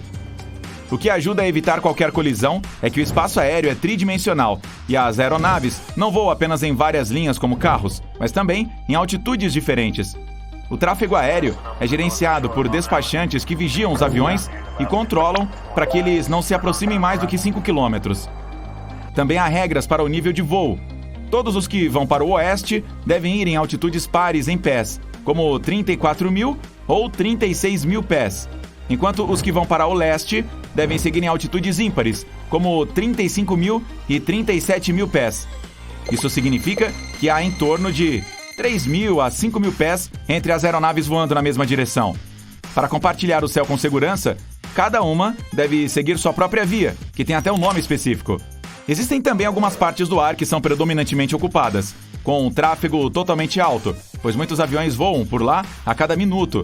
Portanto, sempre que um deles entra nessa zona movimentada, deve seguir uma rota bem específica. Normalmente, um voo comercial ocorre a uma altitude entre 9.500 e 11.600 metros. Essa altitude é alcançada nos primeiros 10 minutos de voo. Mas por que tão alto? Com a altura, o ar fica mais rarefeito, de modo que o avião enfrenta menos resistência e consegue voar mais rápido e queimar menos combustível. Outra razão é que nessa altitude se evita a maior parte dos padrões climáticos, que geralmente acontecem bem abaixo. Ventos fortes e chuvas ocorrem na troposfera, a camada atmosférica mais próxima do solo. Os voos são um pouco acima, mas já na próxima camada, a estratosfera. Como a maioria dos fenômenos climáticos é evitada, o trajeto é mais suave e há menos turbulência. Mas então, por que não se voa ainda mais alto? Lembre-se da força do peso que empurra um objeto para baixo. Uma aeronave é muito pesada, e quanto maior o peso, mais difícil ganhar altitude, porque a força é maior. Para empurrá-la ainda mais alto, mais combustível é necessário, e isso é ineficiente. Além disso, o oxigênio se torna muito escasso para abastecer os motores. Portanto, os aviões geralmente voam da maneira mais eficiente, alto o suficiente para evitar os padrões climáticos, mas não muito mais do que isso, para não gastar muito combustível. Se você já voou, provavelmente notou aqueles pequenos buraquinhos nos vidros das janelas. Elas têm 3 painéis de acrílico. O pequeno orifício fica apenas no do meio e existe para regular a enorme diferença de pressão dentro e fora da cabine. Dessa forma, o painel externo consegue suportar a pressão. Se ele quebrar, o do meio manterá a janela intacta. Além disso, esse buraco também evita que ela embace. Você já percebeu que a entrada do avião é sempre pelo lado esquerdo? Isso não é aleatório. Em primeiro lugar, o comandante costuma sentar do lado esquerdo da cabine. Então, é mais fácil para o capitão alinhar a aeronave com a ponte do terminal daquele lado. Além disso, ela é abastecida e carregada com a bagagem pelo lado direito. Com os passageiros entrando pelo lado esquerdo, a tripulação pode fazer seu trabalho sem ser perturbada. Cada avião que transporta mais de 19 passageiros deve levar um machado a bordo. Você o verá instalado como um dispositivo de combate a chamas. Dessa forma, se houver um incêndio elétrico, os membros da tripulação podem cortar a cabine ou outros painéis, e os pilotos podem quebrar o para-brisa se algo de ruim acontecer e as pessoas precisarem evacuar. Os aviões de passageiros são em sua maioria brancos para protegê-los da radiação solar e seus efeitos, e precisam ser resfriados em aeroportos de países extremamente quentes enquanto os passageiros estão entrando ou saindo. A tinta branca brilhante pode refletir a luz do sol de volta. Ela também protege algumas partes feitas de materiais compostos e evita danos, uma vez que há maior radiação ultravioleta em grandes altitudes. Os aviões comerciais devem atingir pelo menos 250 km por hora para obter estabilidade e segurança na decolagem. Alguns menores podem manter a altitude mesmo a 50 km por hora. Mas quando as velocidades são tão baixas, a aeronave pode facilmente ficar desestabilizada e até falhar na decolagem. Os trilhos brancos que ela deixa para trás, também conhecidos como rastros, são formados por causa do vapor d'água, que é produzido durante a combustão do combustível nos motores. Quando o avião atinge sua altitude de cruzeiro de 10 mil metros, as temperaturas ficam bastante baixas, cerca de menos 55 graus. Como é muito frio, então a água se transforma em partículas de gelo. O tempo que os rastros vão permanecer visíveis depende principalmente da umidade. Quanto mais alto for o nível dela, maiores serão os trilhos e mais eles permanecerão perceptíveis mesmo após o avião ter desaparecido. Aeronaves em todo o mundo são atingidas por raios quase diariamente. Uma em serviço comercial regular recebe um deles uma vez por ano, em média. A frequência com que isso acontece depende de alguns fatores. Primeiro, quantos pousos e decolagens cada uma realiza, já que os relâmpagos caem principalmente em altitudes entre 4.500 e 1.500 metros. Também depende da localização. Por exemplo, é mais provável que um avião seja atingido por um raio perto do Equador do que em outras partes do mundo. As aeronaves modernas são projetadas para resistir aos raios. Elas têm que passar por testes especiais de relâmpagos para provar que podem suportá-los. Os voos acontecem principalmente em altitudes de até 11 quilômetros. Existem alguns benefícios, como o ar mais rarefeito ou a produção de menos resistência aerodinâmica, o que também significa menos consumo de combustível. As temperaturas lá em cima são mais baixas, o que torna os motores a jato mais eficientes. Essa parte da atmosfera também é menos turbulenta, e isso ajuda a tornar as viagens mais suaves. Alguns aviões já foram para o espaço, mas não os que você vê no aeroporto. Esses são os clássicos, que precisam de ar para subir. O espaço é basicamente um vácuo. O primeiro a chegar lá foi projetado há cerca de 70 anos. Durante seu primeiro voo, gerou sustentação e estabilidade, usando suas asas finas e atarracadas.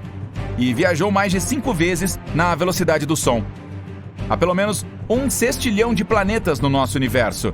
Para se ter uma ideia de quão grande é esse número, a Terra pesa quase 1 sextilhão de vezes mais do que alguns animais como o urso. Nenhum desses planetas é cúbico, triangular ou de qualquer outra forma. São todos redondos. No início, um planeta é apenas uma nuvem de poeira e rochas que gira em torno de uma estrela central. Poeira e pequenos pedaços se atraem por causa da gravidade e continuam fazendo isso até formarem uma bolha, que começa a atrair mais matéria. Ela cresce e fica maior, até que termine de coletar tudo pelo caminho. As forças gravitacionais atuam igualmente em todas as direções para que essa bolha adquira uma forma redonda, mas não perfeita. Nosso planeta, por exemplo, é quase uma esfera, mas com uma protuberância no meio, que está lá porque a Terra está girando. Cada vez que ela faz isso ao redor do seu eixo, a parte do meio se desloca mais do que o topo. A área do Equador se move mais rápido do que a dos polos. E quanto mais rápido se gira algo, mais se joga isso para fora. O som viaja 4 vezes mais rápido na água do que no ar. Ele é uma onda, por isso se move mais rápido em uma substância mais densa. Partículas próximas umas das outras, como em substâncias mais densas, se chocam com mais facilidade. A água é mais densa. Há 800 vezes mais partículas em uma garrafa de água do que em uma do mesmo tamanho cheia de ar. As bolhas são redondas porque ocorrem quando uma película fina, como a de água com sabão, retém o ar. As moléculas dessa partícula se atraem e assim ficam juntas, e também formam uma esfera, porque essa é a menor área possível que envolve qualquer determinado volume. Elas não podem ficar menores porque existe ar preso dentro. Você pode transformar seu lápis em diamante. Se aplicar uma temperatura de 1.400 graus e uma pressão de 55.000 atmosferas, conseguirá transformar o grafite em diamante. Na verdade, são 2 variações de um único elemento químico, o carbono. Os diamantes não são usados apenas em joias, mas para diversos fins, como ferramentas de corte para dispositivos eletrônicos. Os castores são construtores incríveis, capazes de criar estruturas ribeirinhas interessantes e complexas. Eles as fazem para se proteger de animais selvagens que podem ir atrás deles, como lobos ou ursos, mas não da maneira que dê para ver logo de cara. Na verdade, os castores não vivem nas represas. Eles apenas as usam como uma barreira para formar uma espécie de piscina ou lago com águas mais profundas. É nesse corpo de água que fica a verdadeira casa deles. É como uma pequena ilha ou um chalé em forma de cúpula. Trata-se de uma área seca, onde esses animais ficam seguros. Eles também podem armazenar seus alimentos lá. Essas piscinas são profundas o suficiente para que os bichos terrestres as evitem. Os castores cavam túneis subaquáticos, que são as entradas para suas casas. Se um predador ou algum outro perigo estiver chegando, eles conseguem escapar rapidamente para um lugar seguro. Há animais que dormem em pé, como zebras, elefantes, cavalos e alguns pássaros. Os flamingos, por exemplo. As vacas são capazes de fazer isso, mas preferem deitar. Para dormir em pé... Olá, aqui é o capitão falando. Bem-vindos a bordo do nosso voo de hoje de São Francisco para Nova York. Apertem os cintos e direi o que está acontecendo dentro do avião ao longo do voo. Os passageiros embarcam sempre pelo lado esquerdo, isso porque o capitão se senta do lado esquerdo da cabine da aeronave. Então, é mais fácil para ele alinhar o avião com a ponte do terminal daquele lado. Além disso, a aeronave é abastecida e carregada com a bagagem pelo lado direito. Com os passageiros embarcando pelo lado esquerdo, a tripulação pode fazer seu trabalho sem ser perturbada. Se sua prioridade é sair do avião o mais rápido possível assim que chegar, escolha um assento no corredor perto da frente do avião. Se você quer ter um voo mais confortável, escolha um assento no meio do avião, pois a turbulência é menos perceptível lá. Uma opção ainda melhor em termos de conforto seriam aqueles bancos ao lado das saídas de emergência.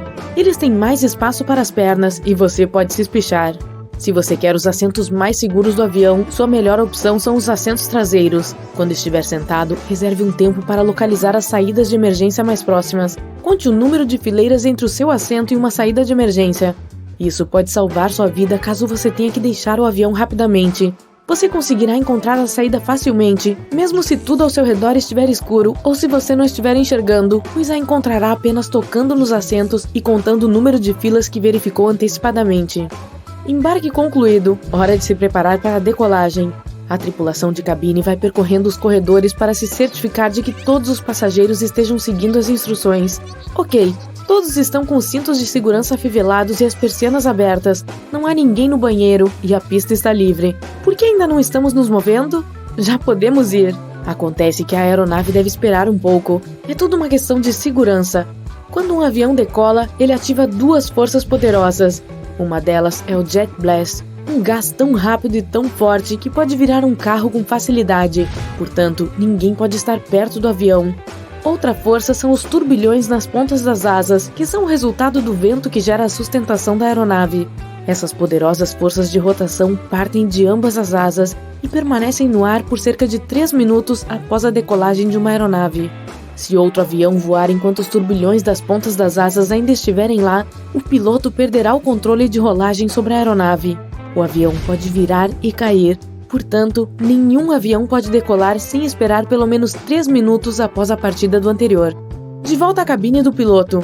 Há 2 pessoas lá, o piloto e o copiloto. Caso algo aconteça com o primeiro piloto, o outro pode assumir. Ambos os pilotos comem alimentos diferentes para reduzir o risco de os dois se sentirem mal. Enquanto o primeiro piloto controla e ajusta o piloto automático, o segundo monitora os controles ou se comunica com a torre de controle. Além disso, existem listas de verificação para os padrões de segurança a serem conferidas em diferentes estágios da rota. Assim, enquanto o avião está focado na rota, o copiloto pode preencher a lista de verificação e se certificar de que tudo está indo de acordo com o planejado. Voar custa caro, então não só os passageiros, mas também a companhia aérea querem fazer o voo o mais rápido e curto possível. O caminho mais curto é sempre uma linha reta. Ainda assim, as rotas das aeronaves parecem um arco. É porque a Terra não é plana como a vemos no mapa, é uma esfera. Portanto, essas linhas só aparecem como arcos quando as projetamos em um mapa. Na realidade, elas são muito simples. Todas as companhias aéreas e todos os aviões querem voar dessa forma mais eficiente. Mas existem centenas de aviões voando todos os dias, muitas vezes na mesma direção, de modo que a aerovia fique muito movimentada. Os dados da rota de cada avião são pré-planejados e carregados no sistema. Existem vários desses para que o piloto tenha opções se algo der errado ou se as condições meteorológicas mudarem. O piloto configura o modo correto e o piloto automático controla o avião dentro da rota planejada, mantendo a altitude, a velocidade e a direção. Os pilotos, por sua vez, ficam de olho no piloto automático e se concentram em outras tarefas, como navegação, planejamento e comunicação com o controle de tráfego aéreo. Em solo, o tráfego aéreo é gerenciado por despachantes que vigiam os aviões e garantem que eles não se aproximem muito. O tráfego aéreo é especialmente pesado em alguns lugares, portanto, quando uma aeronave entra em uma zona movimentada, ela deve seguir uma rota muito específica. Existem também pontos especificados chamados auxílios fixos à navegação, ou resumidamente, auxílios à navegação. Eles são dispositivos terrestres que enviam sinais de rádio para o céu que a aeronave pode captar. Existem também pontos fixos, que são pontos geográficos na Terra. Eles são carregados nos sistemas GPS e a aeronave tem que segui-los. Então, basicamente, toda a rota é voar de um ponto fixo a outro até o local de destino. É hora de começar a descida. Você pode ver a altitude da aeronave no painel de controle. Os pilotos sabem a velocidade do avião para que possam calcular a que distância até o destino começar a descida. Se a altitude for 8.200 metros e a velocidade for 555 km por hora, a relação entre o primeiro e o segundo número nos dá 166 km. Esse é o ponto em que eles devem iniciar a descida para manter o caminho de descida. Há também algumas outras coisas a serem consideradas, como a velocidade e a direção do vento, ou a queda irregular da velocidade. Para descer, os pilotos precisam ter a aprovação do controlador. Às vezes, devido ao tráfego, eles não a recebem de imediato. Assim, apenas seguem avançando sem descer, afastando-se do perfil de descida e pousando apenas quando a aprovação é dada. A decolagem e a aterrissagem são as fases mais cruciais e perigosas de qualquer voo. Isso porque o piloto tem menos tempo e espaço para reagir a qualquer problema que ocorra. No ar, mesmo que os 2 motores parem de funcionar, um avião não começará simplesmente a cair. Em vez disso, ele começará a planar no céu, perdendo cerca de 1 milha de altitude a cada 10 milhas para frente. Assim, o piloto terá cerca de 8 minutos para reagir e encontrar um local seguro para pousar. Se um motor falhar durante a decolagem ou pouso, os pilotos terão apenas alguns segundos para decidir se ainda devem decolar e lidar com o problema no ar ou cancelar o voo. Mesmo que algo aconteça, cancelar o voo nem sempre é uma opção. Quando o avião atinge a velocidade de 160 km por hora, você não pode pará-lo antes que a pista termine. E sair da pista não é nada bom, para dizer o mínimo.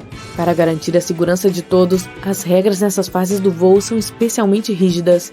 Você deve acionar o modo avião nos seus aparelhos para se certificar de que os sinais que eles emitem não interfiram nos sistemas eletrônicos do avião e não bloqueiem a frequência do rádio.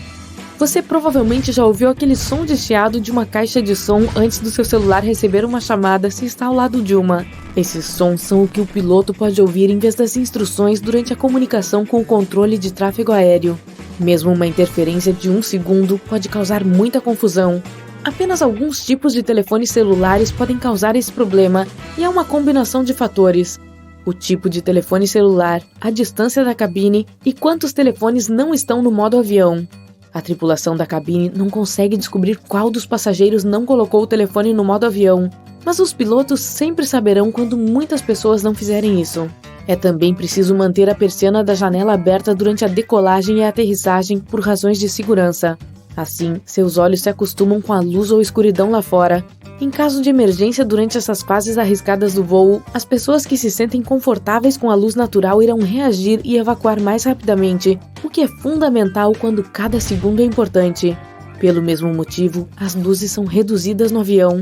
Dessa forma, a iluminação será mais próxima da luz externa da aeronave. Outra razão é que, se as persianas das janelas estiverem abertas, as pessoas de fora podem ver o que está acontecendo no avião. Por exemplo, é possível ver se há fogo em seu interior e onde exatamente está. Dessa forma, podem planejar melhor uma evacuação. Também pedem que você dobre a mesa e coloque o assento na posição vertical para garantir que, em caso de emergência, não haja obstáculos no caminho. Todos devem poder sair do avião o mais rápido possível. Os passageiros não podem usar o banheiro durante a decolagem e o pouso porque não há cinto de segurança nem rota de fuga segura sem obstáculos, e não é seguro no geral. Uma pessoa pode ficar presa lá durante a evacuação. O piloto nem mesmo pode decolar ou pousar enquanto alguém estiver no banheiro. E parece que estamos prontos para pousar. Bem-vindo a Nova York! Quando está muito frio, os voos de avião frequentemente atrasam ou, em casos extremos, são até cancelados. Em primeiro lugar, se nevar muito, essas condições diminuem drasticamente a visibilidade, tornando inseguro taxiar e decolar. Durante uma nevasca, o controle de voo pode dar o comando para que a aeronave permaneça no solo e espere até que a tempestade de neve diminua. O gelo na pista é outro motivo. O trem de pouso de um avião não se parece com as rodas de um carro e não pode ser equipado com tachões para evitar derrapagens. Mesmo que fosse, um avião precisa desenvolver velocidades muito mais altas no solo do que em uma estrada comum para decolar com sucesso. Se a pista estiver escorregadia com gelo, o avião pode deslizar facilmente. Coisas como essa realmente aconteceram no passado. Por exemplo, em janeiro de 2014, o aeroporto JFK em Nova York foi fechado depois que um avião derrapou na pista e caiu na neve. Felizmente, ninguém ficou ferido, mas a equipe do aeroporto teve que retirar a aeronave da neve e até a polícia local se juntou aos esforços. A mesma coisa acontece com o pouso, que é ainda mais complicado em condições de congelamento, pois o avião está em um ambiente muito menos controlado e viajando em velocidades ainda maiores. Além disso, enquanto o avião que decola e derrapa provavelmente entrará em uma área aberta e vai parar lá, um que estiver prestes a pousar pode acabar colidindo com a infraestrutura do aeroporto. Nem é preciso dizer que isso é muito mais perigoso para todos.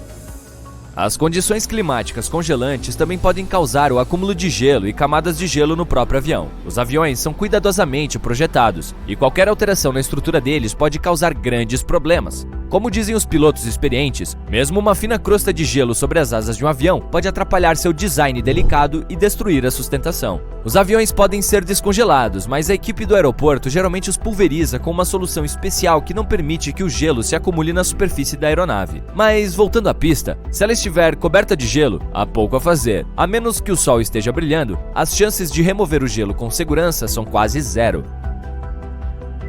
Há também a chance de danificar a pavimentação, fazendo buracos, o que pode resultar em problemas de segurança tanto na decolagem quanto na aterrissagem. Imagine passar por um buraco com um carro a toda velocidade, super desagradável.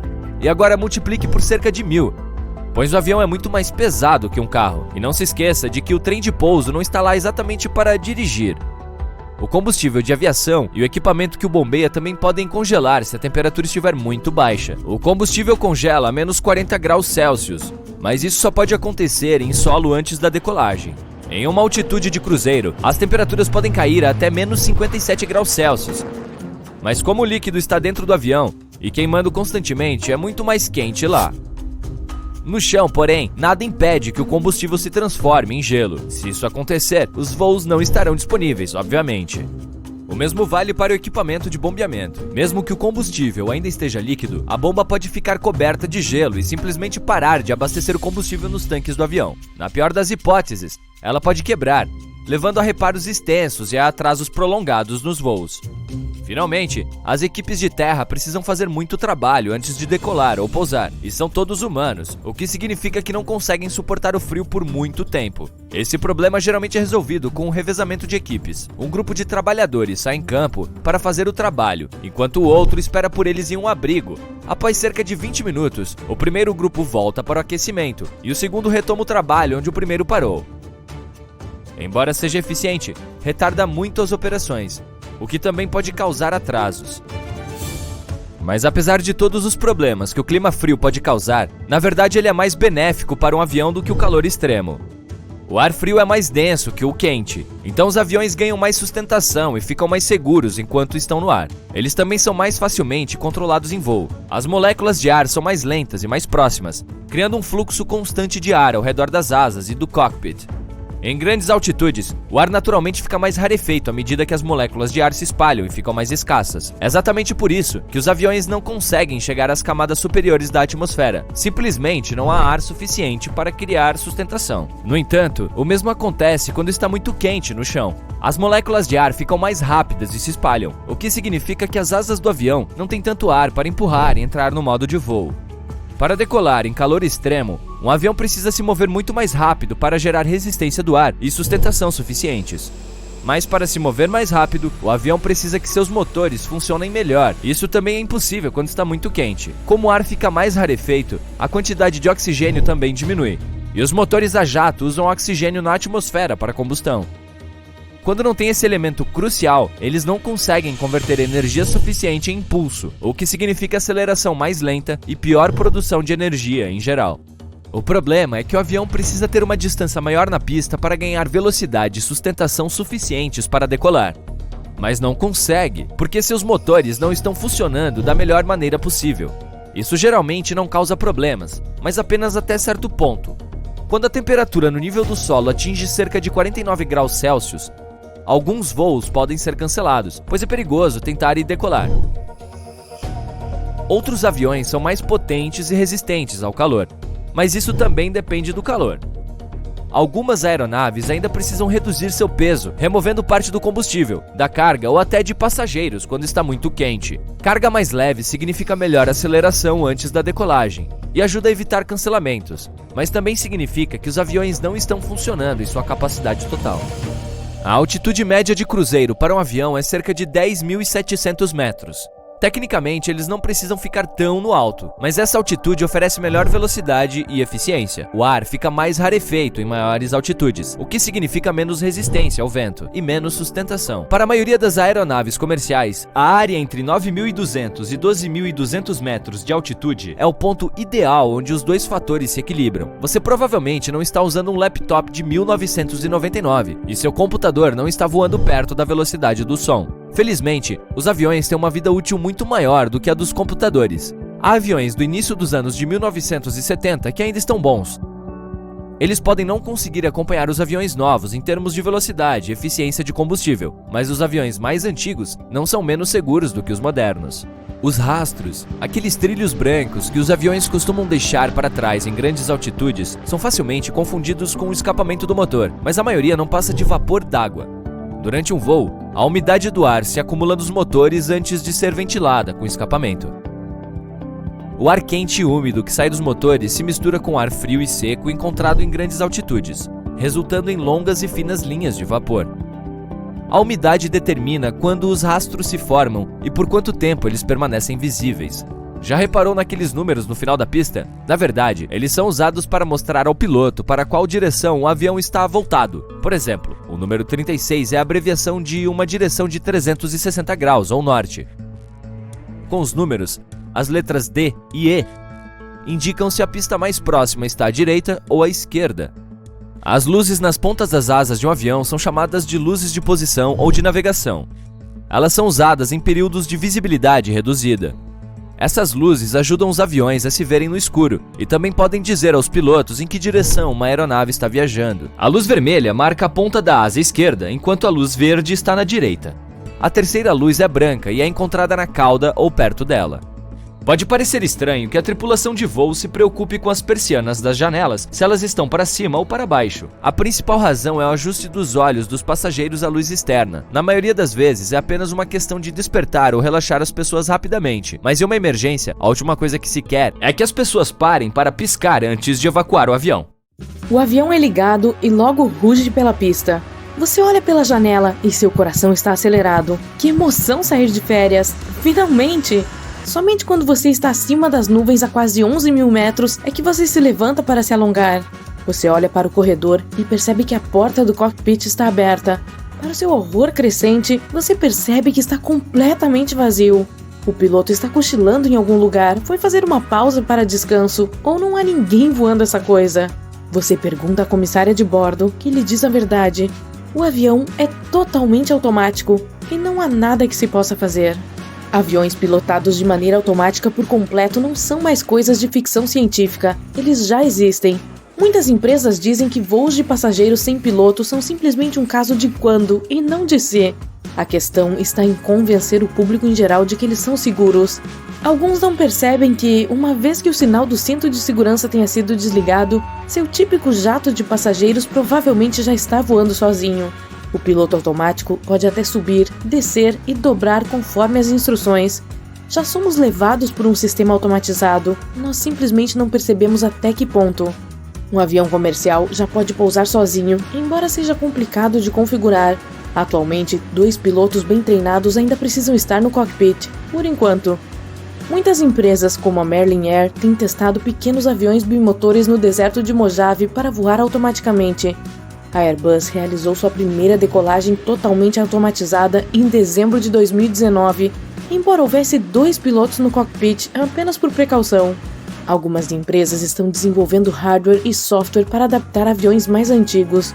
O objetivo é replicar tudo o que um piloto pode fazer através de um conjunto de sistemas de computador.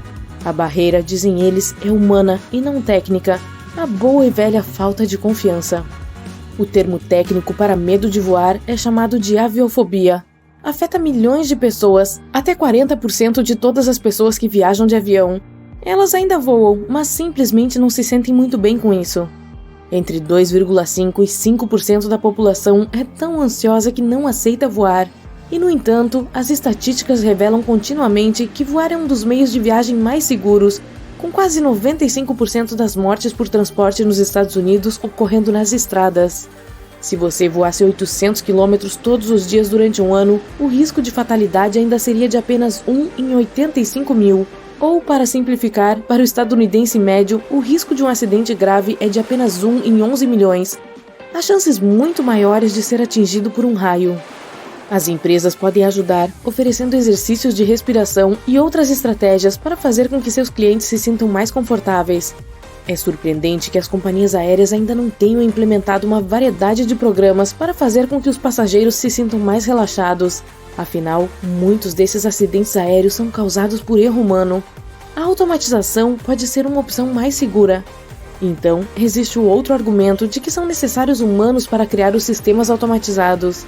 Não há dúvida de que aeronaves totalmente autônomas em breve estarão funcionando normalmente. À medida que a população cresce e nossas vidas se expandem, haverá mais necessidade de viagens mais rápidas e eficientes. Muitas pessoas dependerão de táxis voadores para contornar ambientes agitados. Eles já existem. Podem cobrir distâncias curtas e potencialmente viagens longas.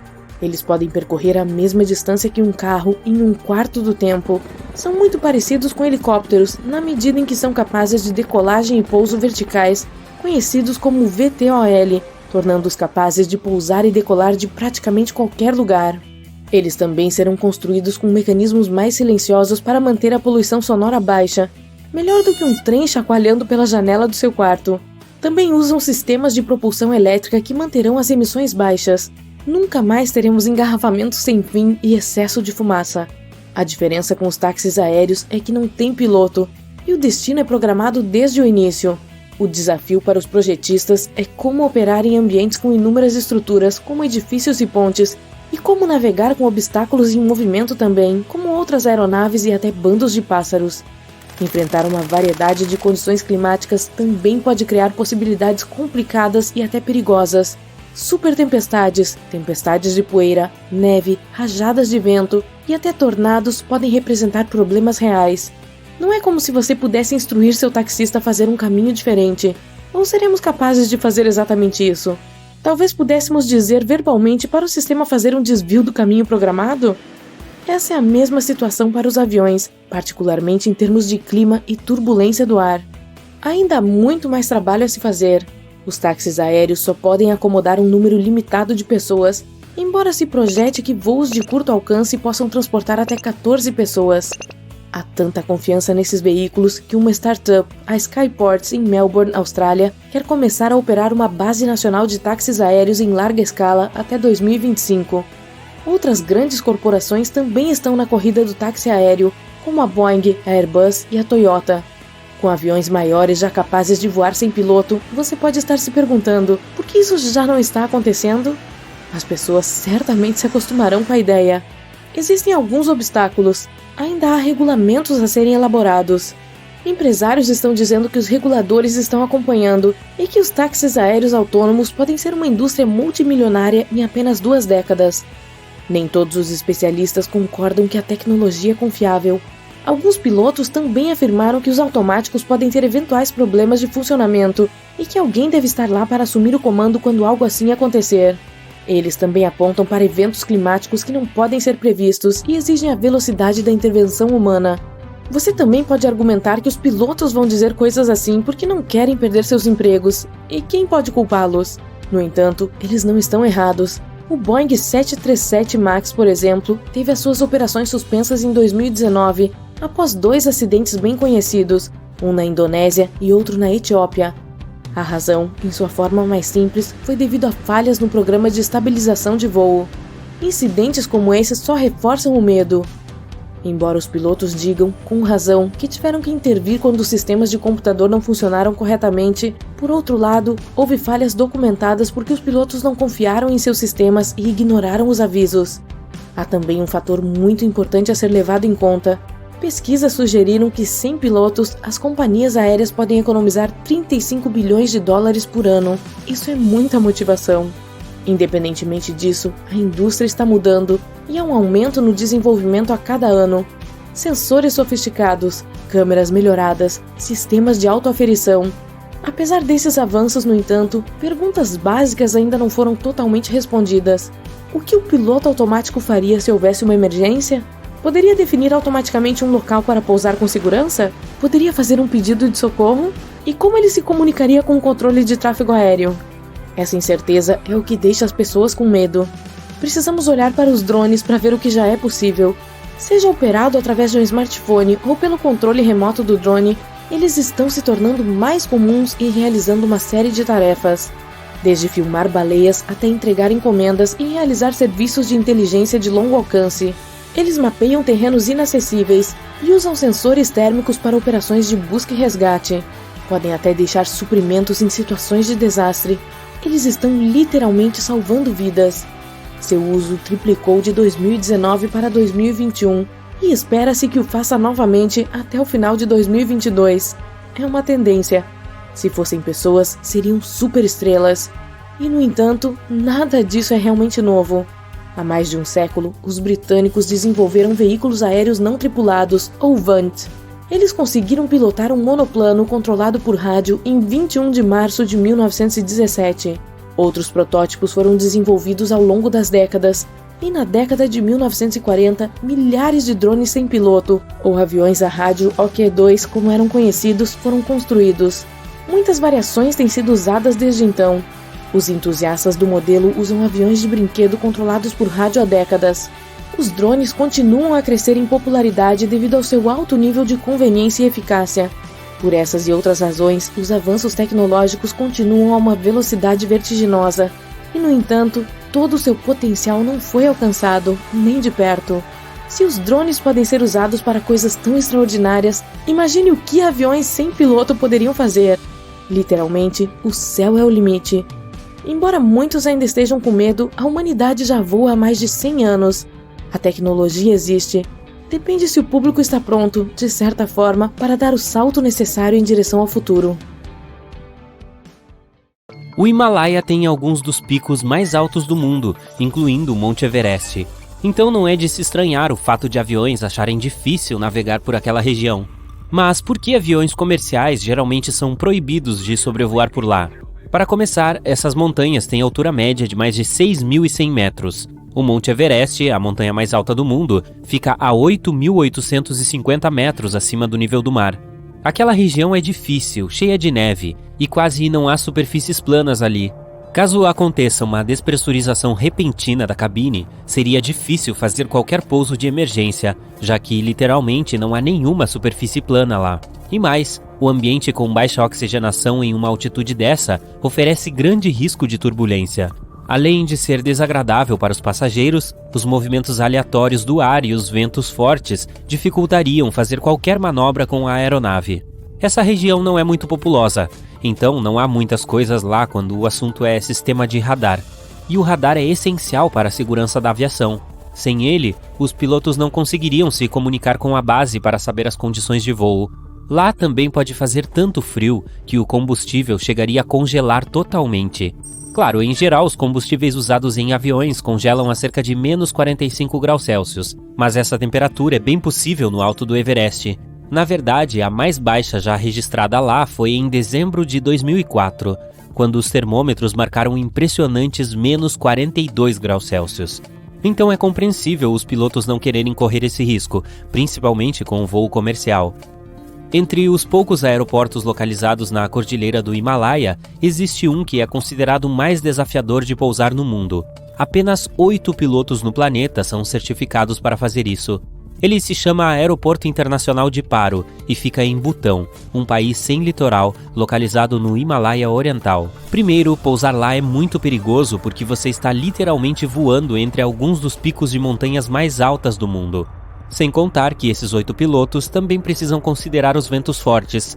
Apesar dos desafios, eles conseguem trazer com segurança mais de 30 mil pessoas para lá por ano.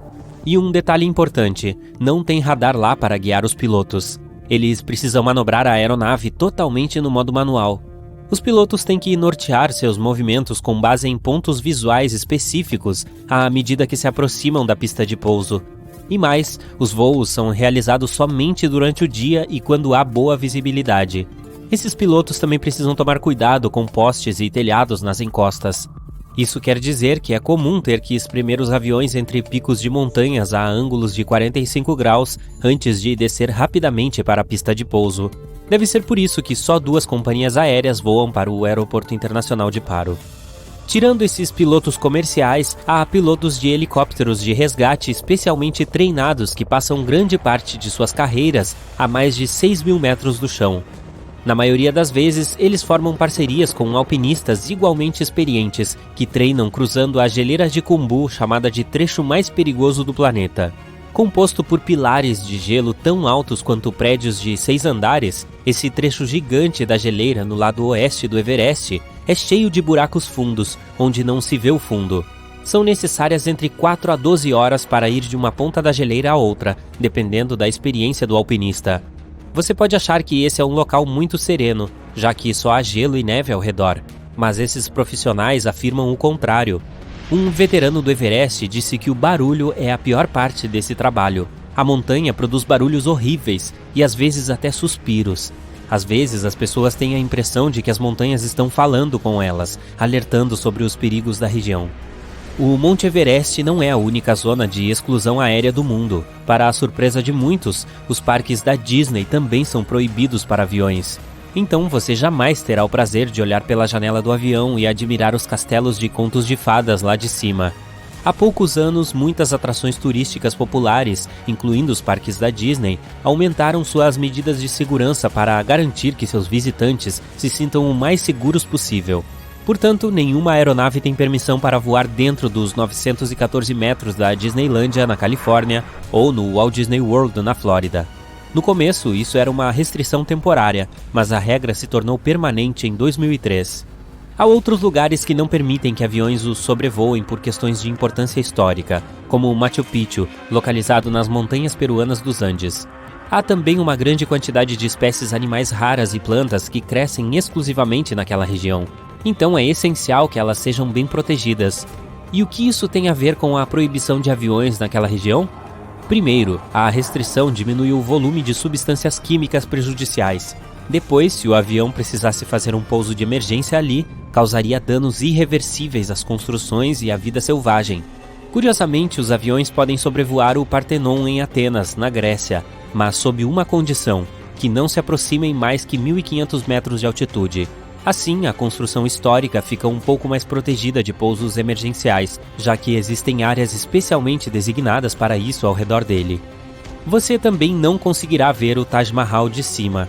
Como ele é uma das peças de arquitetura mais importantes, antigas e bonitas do mundo, também precisa de medidas extras de segurança. A construção foi feita nos anos 1600. A Unesco anunciou-a como Patrimônio da Humanidade em 1983. As autoridades indianas proibiram voos acima dele em 2006. Elas fizeram isso para proteger não só a construção, mas também as multidões de turistas que a visitam todos os anos, entre 7 e 8 milhões de pessoas. O Palácio de Buckingham é conhecido por ser a residência da monarquia britânica. Então, para a segurança do rei, uma zona de exclusão aérea foi definida lá. Aviões também não têm permissão de sobrevoar o Castelo de Windsor, para garantir que a família real fique igualmente protegida. Outras construções britânicas importantes com zonas de exclusão aérea incluem a casa de número 10 da Downing Street, que é a residência e o escritório oficial do primeiro-ministro britânico, e as casas do parlamento. A casa de George Washington em Mount Vernon, Virgínia, só pode ser sobrevoada acima de 460 metros de altitude. A histórica mansão de madeira foi construída para o presidente George Washington entre 1758 e 1778. Infelizmente, ela foi se deteriorando ao longo dos anos. Então, para preservá-la, as autoridades resolveram proibir vibrações produzidas por aeronaves. É por isso que mais uma zona de restrição aérea foi estabelecida lá. Ela cobre o espaço aéreo acima desse ponto histórico nacional. Deve ser por isso que raramente encontramos fotos dessa casa vista de cima. Por ser a residência do presidente dos Estados Unidos, não é permitido sobrevoar Washington no Distrito de Colômbia. Lá também fica o Congresso e outras instituições. Então, as autoridades criaram uma área de regras especiais de voo, que se estende por um raio de 48 quilômetros a partir do Aeroporto Internacional Ronald Reagan. Isso quer dizer que esse é um dos aeroportos com decolagens e pousos mais precisos do mundo.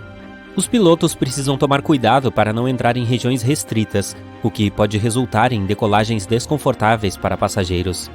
Sempre que um piloto invade uma zona de restrição aérea, um grande problema se instala, como o que aconteceu em 2005, quando um piloto entrou em uma área proibida sem querer. O Capitólio teve que ser evacuado imediatamente e todas as atividades foram interrompidas. Outras capitais do mundo têm exigências parecidas, como Budapeste, por exemplo. Na capital da Hungria, os aviões não têm permissão para sobrevoar a cidade antiga de Peste e os Montes de Buda. Quase todo o tráfego aéreo é proibido acima de Paris também, com algumas exceções. Aviões que voam mais alto que 2.000 metros. Helicópteros são proibidos nos perímetros da cidade. Só alguns que estão em missões específicas têm autorização para passar por ali. Geralmente, os aviões de passageiros não podem se aproximar da ilha de Manhattan também, em parte por causa dos prédios muito altos que existem lá e pelo risco de colisão. Mas o principal motivo são os 3 maiores aeroportos de Nova York: o Aeroporto Internacional John Fitzgerald Kennedy, o Newark Liberty e o LaGuardia. Todos são muito próximos uns dos outros. Então, o tráfego aéreo naquela região precisa ser muito bem controlado para que não ocorram colisões.